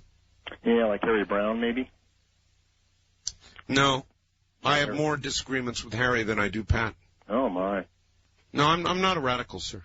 Huh. On the other hand, I went for Ross Perot because of the same reason that you're going for Pat. I thought Ross would go to the White House and shake them all up, and it'd be a good thing. Yeah. But I'm not, somehow, for me, thank you very much, as a Ross Perot supporter at one time, I don't translate that support to Pat Buchanan. I don't know why, because Buchanan was supposed to pick up a lot of support from Perot people, and I was at one time a Perot person. God, I thrashed it out. That killed me. That election killed me in more ways than one. I thought about that every night for the longest time and agonized over how I was going to vote. And I'm sure it'll come to that again, but, you know, there's a lot of time between now and Election Day. And I don't know about you, but I can't stand the possibility of being able to talk about nothing else between now and Election Day, and I'm not going to let it happen. It's like tonight. It's like I had it right up to here with politics, and all of a sudden I needed a break. And I may again tomorrow night. Maybe even the next night. I don't know. Well, the next night I'll be off. West of the Rockies, you're on the air. Hello. Good morning, Art. Good morning to you. This is Reggie. I'm calling from the San Francisco Bay Area. Yes, sir. I got in a phone call during the last 10 minutes of the last program that Dr. Begich was on. Yes. And after the program was over, I went ahead and started reading a book that I've started reading just a few hours before that. What book is that, sir? It's called Time, Space, and the Mind. Okay. And the reason I ask is right before, I believe that sometime during that particular program, Dr. Begich mentioned that he wanted to go into the application of lasers and acupuncture points. Yes. Okay. This book is written by Dr. Irving Oyl. Yes. Would you by chance be mentioned on page 123? Would I be mentioned? Correct. Why? What does he mention? It has a very short conversation, if I can quote. Go ahead. It says, "Hi." This is quoting from the book. The telephone interrupts my reverie. "Hi," it says. "My name is Art. The voice states it belongs to a journalist reporter. It does a nightly radio show. We reach the entire western United States." He read Mrs. Fix's article in the Chronicle. I'd like to talk to you about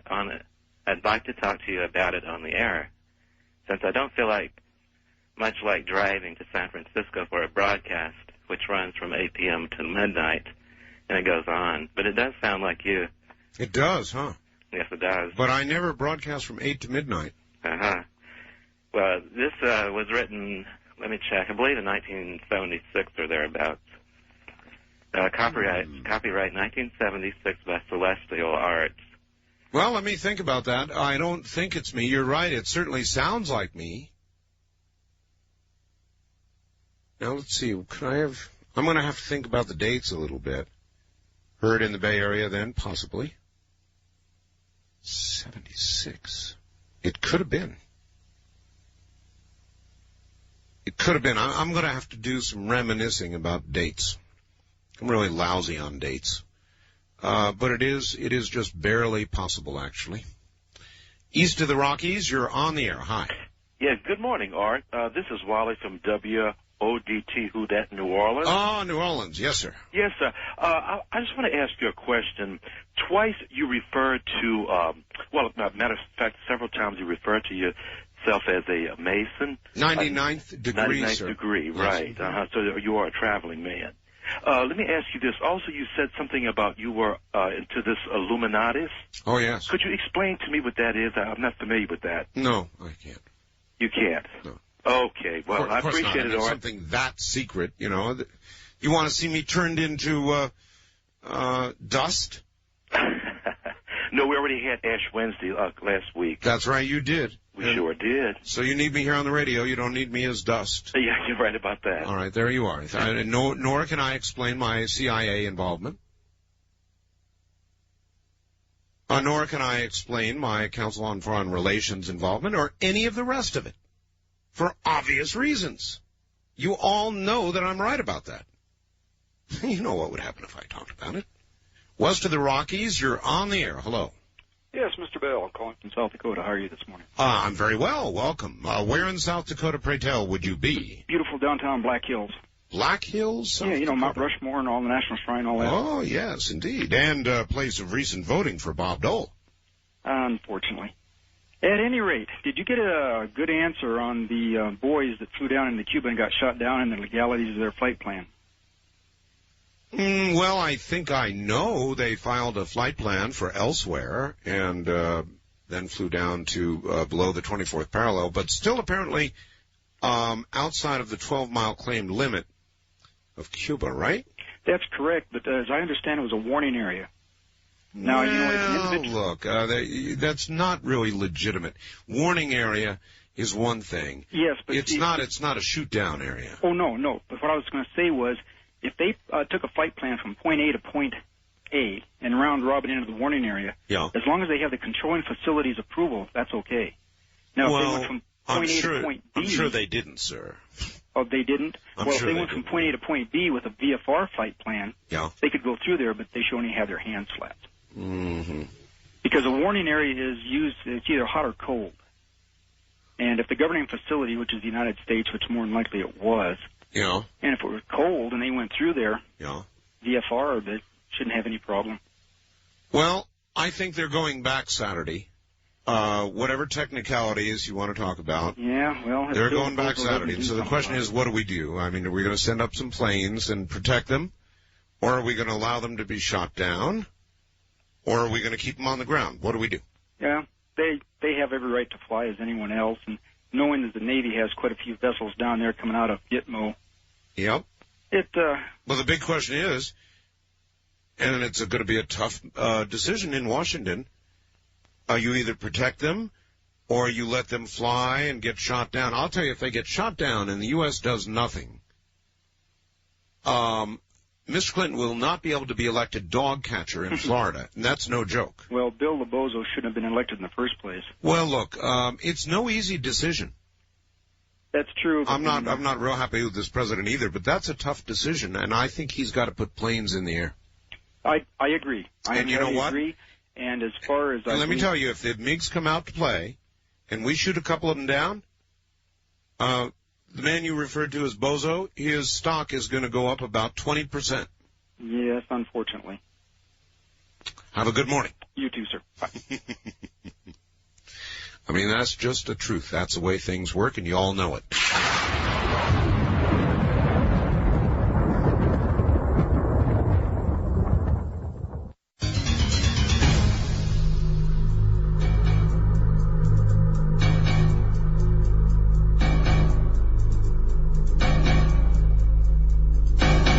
On the first-time caller line, you're on the air. Hello. Hello. Hello. Art. Yes. This is Doug in Woodburn. Hi, Doug. How you doing tonight? Well, you're listening. Yeah. I just wanted to let you know I enjoy your program. Thank you. And I've been listening now for about a year. It's the first time I've called. know some friends and I at work have sent you some email. I get a lot of email. Well, we sent you kind of a silly one about the Leaning Tower of Pisa here about... I remember that one. I get a lot of silly email. Yeah. that was one of my thoughts. But I want to let you know that. I hope I get a chance to come up and see you in Portland there. Could you make it? You think you could make? How far is it from Woodland to Portland? Woodburn. Woodburn. We're about 30 miles south. Oh, that's not bad. Yeah. That's not bad. You could do that. Yeah. Well, I will be there. Saggy-eyed a little bit because I will have been up all night, but I'm going to be there. Yeah. Signing away. Yeah, that's great. All right. Well, I'll look forward to it. Come to Portland and see me. March 16th, 12 noon. Thank you. East of the Rockies, you're on the air, top O the morning. Hello. Hello. This is RJ calling from St. Louis. All right, RJ, KSD country, yes. Yeah.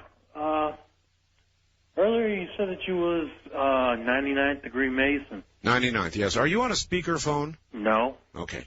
Yeah, 99th degree. That's right. That means you've got something in common with Dole. No, he's not 99th. He's 33rd, I think. That's right. I'm 66 degrees above Dole. Uh-huh. So you... So don't mess with me. You said the Illuminati rule. That's not the case. And, rules. well, there's the Council on Foreign Relations, and they rule too. Well, yeah. I wasn't referring to off Earth, sir. What were you referring to? The hidden hand that we rule with here on Earth, of course. Yeah, that's true. But someday the Lord will come back and... Well, then he'll rule. Until then, 99th degree Masons, look out. This is true. Mm-hmm. How long have you been in the Masons? I was born in the Masons, sir. Huh? That's right. Born in the Masons. Genetic. That's the only way you get to the 99th degree. You don't think you achieve that in one lifetime, do you? See, there's a lot of things about the higher levels that you don't understand. Right.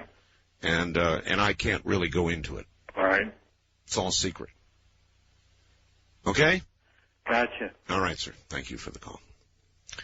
West of the Rockies, you're on the air. Hello. Oh, hi, Art. This is Ann from Eugene, Oregon. Hello, Ann. How you doing? Okay. Good. Gee, I'm glad I got in touch with you. I lost you last night. You lost me? Yeah. KPNW got a transformer knocked over by or the line anyway, knocked over by our snowstorm. Oh, yes. So we lost you.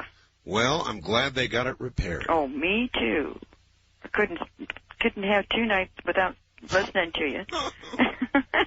That's very kind. Thank you. Oh, it's so good to have you on our on Coast to Coast here in Eugene. That's wonderful.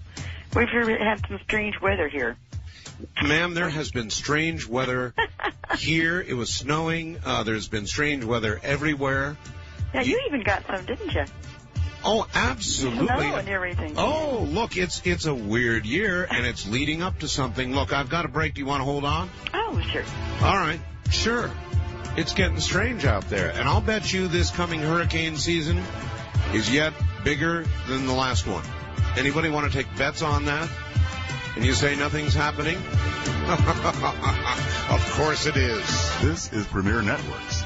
That was Art Bell hosting Coast to Coast AM on this Somewhere in Time.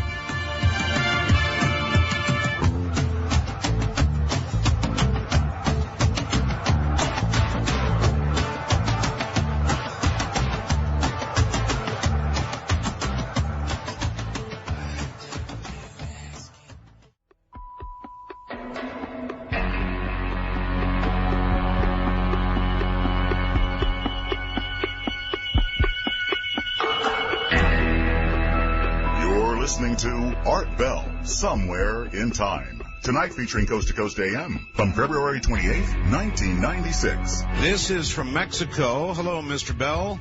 Raul from Tijuana. You've got a great show. I know why NASA lost their satellite. It's because someone forgot to tie down the cable to the rail on the shuttle. Kind of like losing a kite. That's why NASA says they don't know what could have happened. If I'm wrong, maybe some alien was playing target practice with a cable. Did you know there have been some small quakes near Ensenada and Mexicali? Remember the thermal vents? Something is going on. Yes, Raul, I know. I know. There is something going on. Something is coming north, Raul. On up through Mexico. It's coming this way. Something big and something shaky. You don't have to be Gordon Michael Scallion to read the map and watch the march. West of the Rockies, you're back on the air again. Thank you for waiting. Oh, well, thank you for letting me stay on. You bet. I watched the broadcast tonight of the prophecy thing. Oh, yes. And I have it on tape. I'm going to watch it later. Oh, good. It's pretty good. I missed the first part of it because I had it on the wrong station or on the wrong channel, of course. But naturally, if there's something I want to watch, I've always got it someplace else. Well, they usually hold the best for last, so I doubt you miss much. I was glad to see Scallion on there. That was great. I was wondering what he looked like. It was nice. Does he look like you imagine him to be? Basically, yeah. Mm-hmm. Pretty basically. Does he have a pretty cool prophet look to him? Looks like a pretty ordinary man to me. What do I know? Huh? Well, I think the outside is not what counts for a prophet. It's the inside. No, it's what's inside. There was a mammoth found years back, I remember, and it still had flowers in its mouth. That's right. So it's not, what they just found recently isn't any surprise, I've been reading this kind of stuff for years. Yes, and of course, thank you very much. The desert was covered with water. Mountains have been found to have once been underwater. The Antarctic once was tropical. I mean, all of these things should be gentle hints to us that things in the past have perhaps altered dramatically. Here's somebody who says that I should be using Won't Get Fooled Again by The Who, and they're probably right. If somebody wants to send me Won't Get Fooled Again by The Who, I'll use it. The other ones that I would like to have, the other pieces of bumper music, In the Year 2525 by Zager and Evans. I'd like to have that one. And there are a couple of others, but Won't Get Fooled Again would be really good for the year of politics. Think of the words. And I'll get on my knees and pray we don't get fooled again. Meet the new boss, same as the old boss, Jim in L.A. Even made all that rhyme. That's true. It is true, isn't it? That would work. That would work very well. Somebody send me a copy of Won't Get Fooled Again by The Who, which was a great tune anyway, and I'll use it. What else would be good? In the year 2525, that'd be great. Zager and Evans. Got to remember, I've got a long rock and roll history behind me, and so a lot of these things appeal to me, and a lot of them make sense, too. Wildcard Line, you're on the air. Hello. Hi, Bus Driver Dave up here in Seattle. Hello there. What's going on? Oh, not a heck of a lot. I was listening to all this conspiracy stuff on masonry here tonight, and I've been a mason for 25 years. Bet you're not 99th degree, though. No, just 32nd. Uh-huh. And what gets me, Art, is people don't stop to think. Our founding fathers that wrote up the Constitution, most of them were Masons. That's right.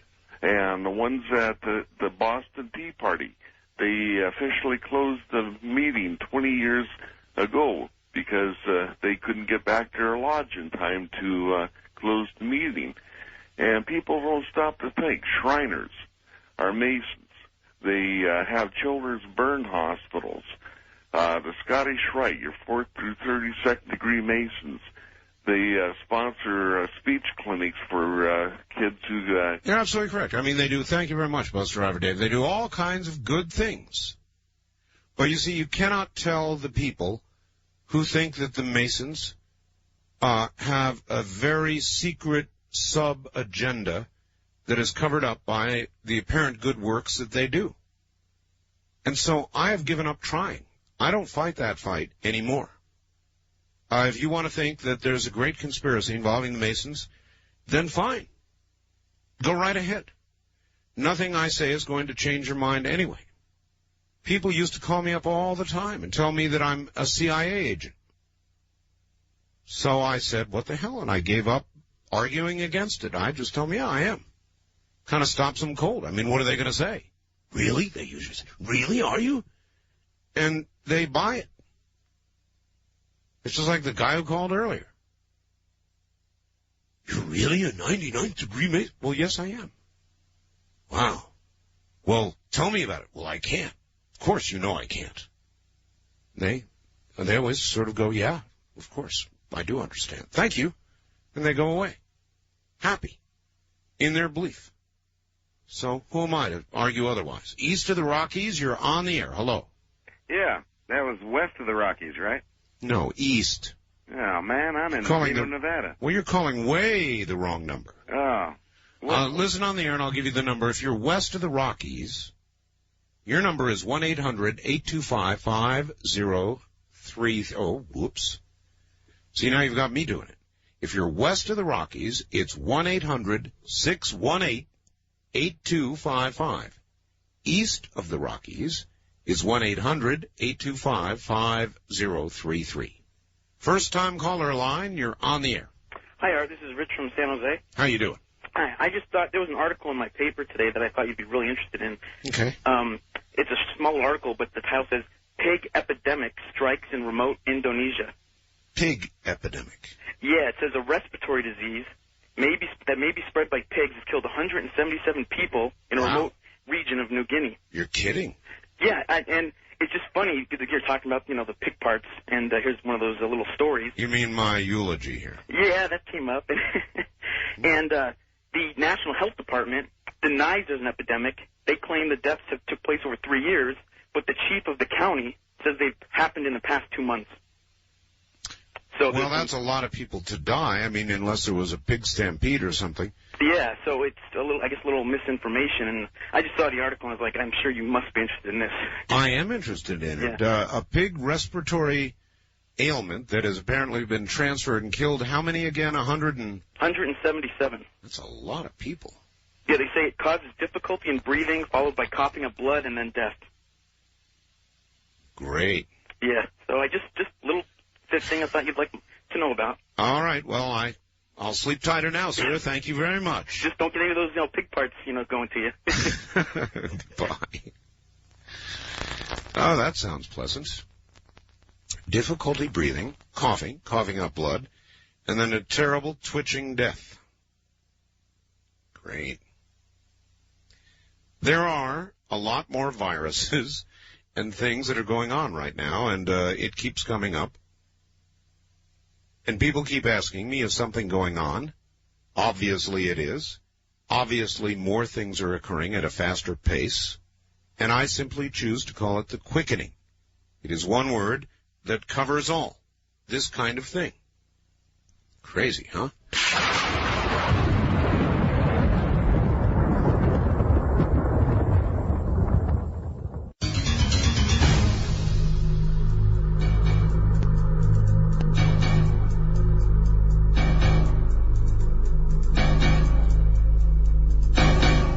West of the Rockies, you're on the air.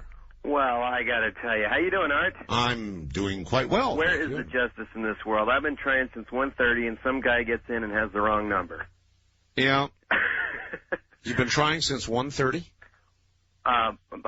Mountain time. Mountain time, all right. I took a break at 4 o'clock. And then, I see. Okay, 3 questions, I think. I'm doing a research paper on the effects of talk. Oh, by the way, this is Michael. I'm calling from Nuttall Hall at Snow College in a little place called Ephraim, Utah. I was listening to you on KOB and switched over to KVEG when they... Yeah, I guess New Mexico comes really crashing into Utah, doesn't it? Oh, man, I get it. So, you know, except when it's not fading out, it sounds like a local station here at night. Anyway, if you have 3 questions, we should... Okay, on my research paper, I'm doing it on talk radio and the effects of talk radio on Americans' lives and kind of how it's saved AM radio. I was wondering if there's any sites on the email or internet, like, I don't know if there's anything on your web page or anything that... Nothing that specifically addresses that, but it is a very interesting topic, and I would like to get a copy of your paper when you're done.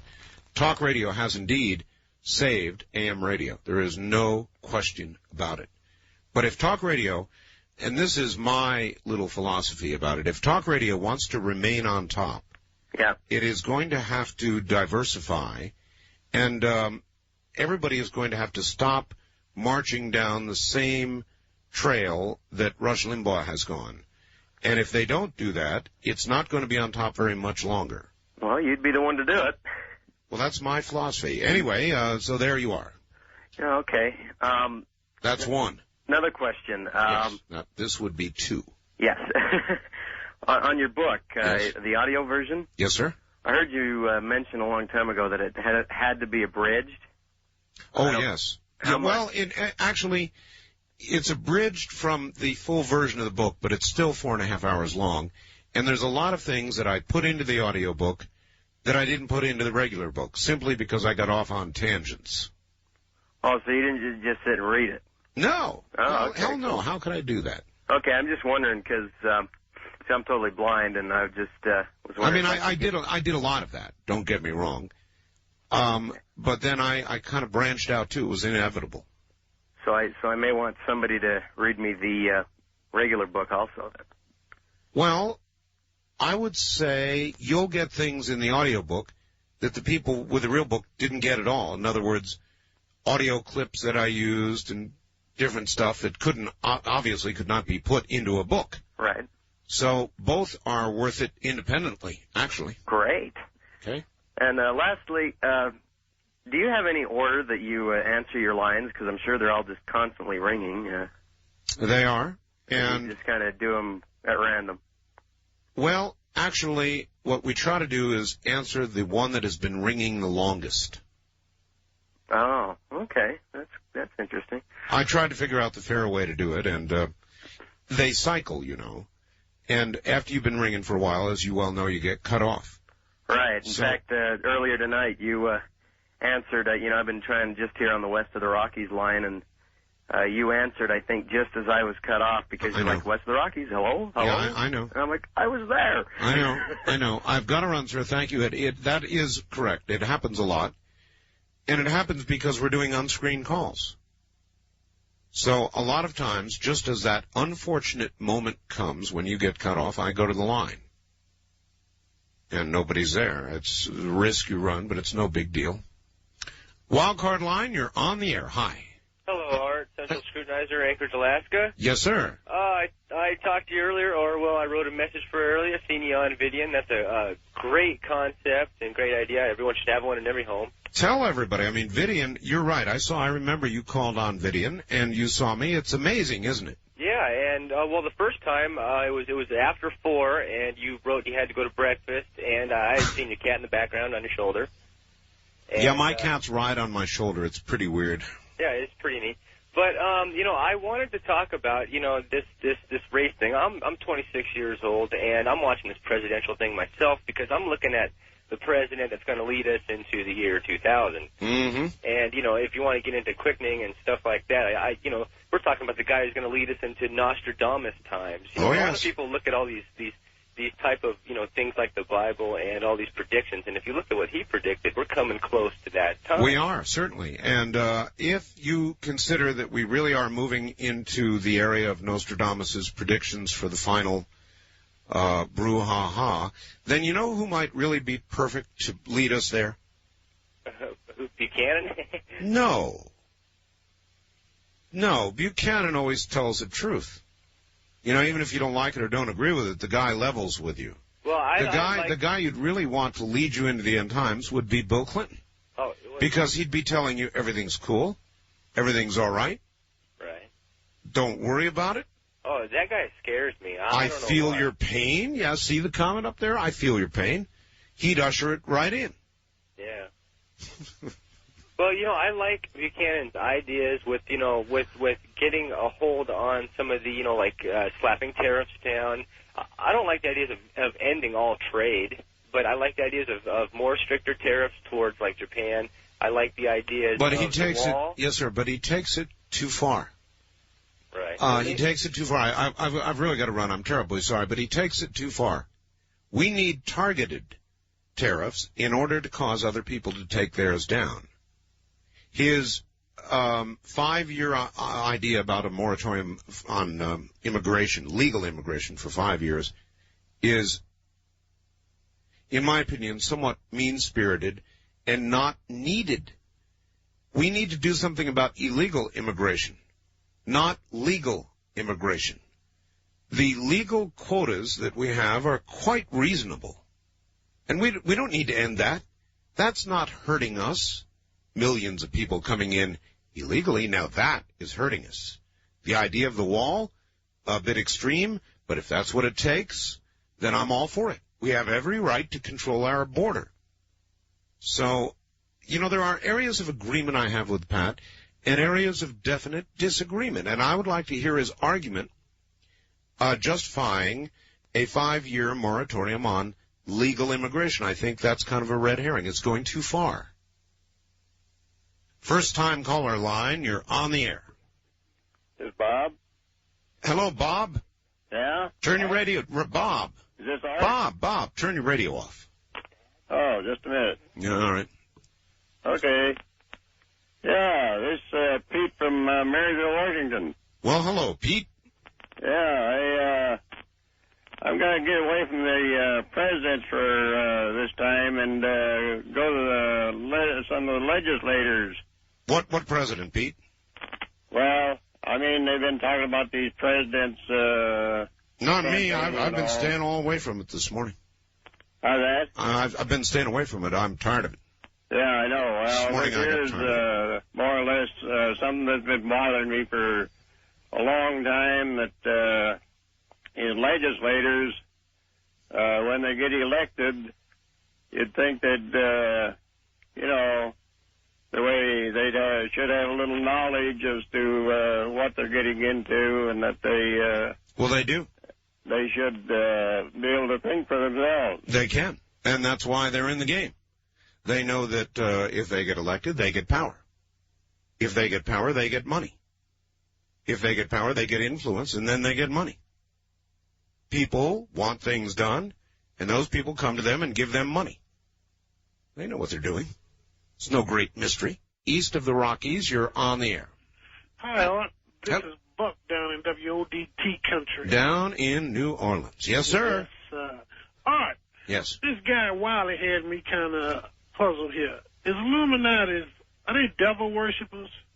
Sometimes. Sometimes. Okay, Art, thanks. Can I say one more thing? Sure. Good night, America. Okay, well. You know, Illuminati's like everybody else. They put the pants on one leg at a time. As is the case with 99th degree Masons and CIA guys and the whole bunch. Just people. West of the Rockies, you're on the air. Hello. Hello, Mr. Bell. How are you doing? Okay. This is Sig in Seattle. Yes, Sig in Seattle. I'm wearing a 33-degree Mason ring on my chain on my neck that was my grandfather's. Uh-huh. And my question to you is, I don't know if you're joking or not. There isn't really a 99th degree, is there? Of course there is. Are you joking, aren't you? Why do you think that? I don't know. My dad always... As a 33 degree Mason, 33rd degree Mason, your dad, well, Grandpa. Of course he's not around to be able to tell you anymore. Right. But he would have had knowledge, not specific knowledge, but a kind of a general knowledge about those of us who are in these categories. The upper echelon. Yes. Mm-hmm. Okay, sir. Thank you very much. That's it? That's it. I'm still confused. We depend on that. Confusion. Without that factor, without confusion, we wouldn't be able to do the things we do as 99th degree Masons. First time caller line, you're on the air. Oh, hi. Is this Art Bell? It is Art Bell, but you know what? What? The program's ending. Where are you? I'm in Nashville, Tennessee. All the way in Nashville, Tennessee. Yes. Well, you and WTN in Nashville, the mighty WTN, are going to get the honors tonight. Do you know what that is? Yes, I do. Boy, what a nice southern accent you have. All right, lay it on them. Okay, good night, America. Wasn't that nice? Southern women.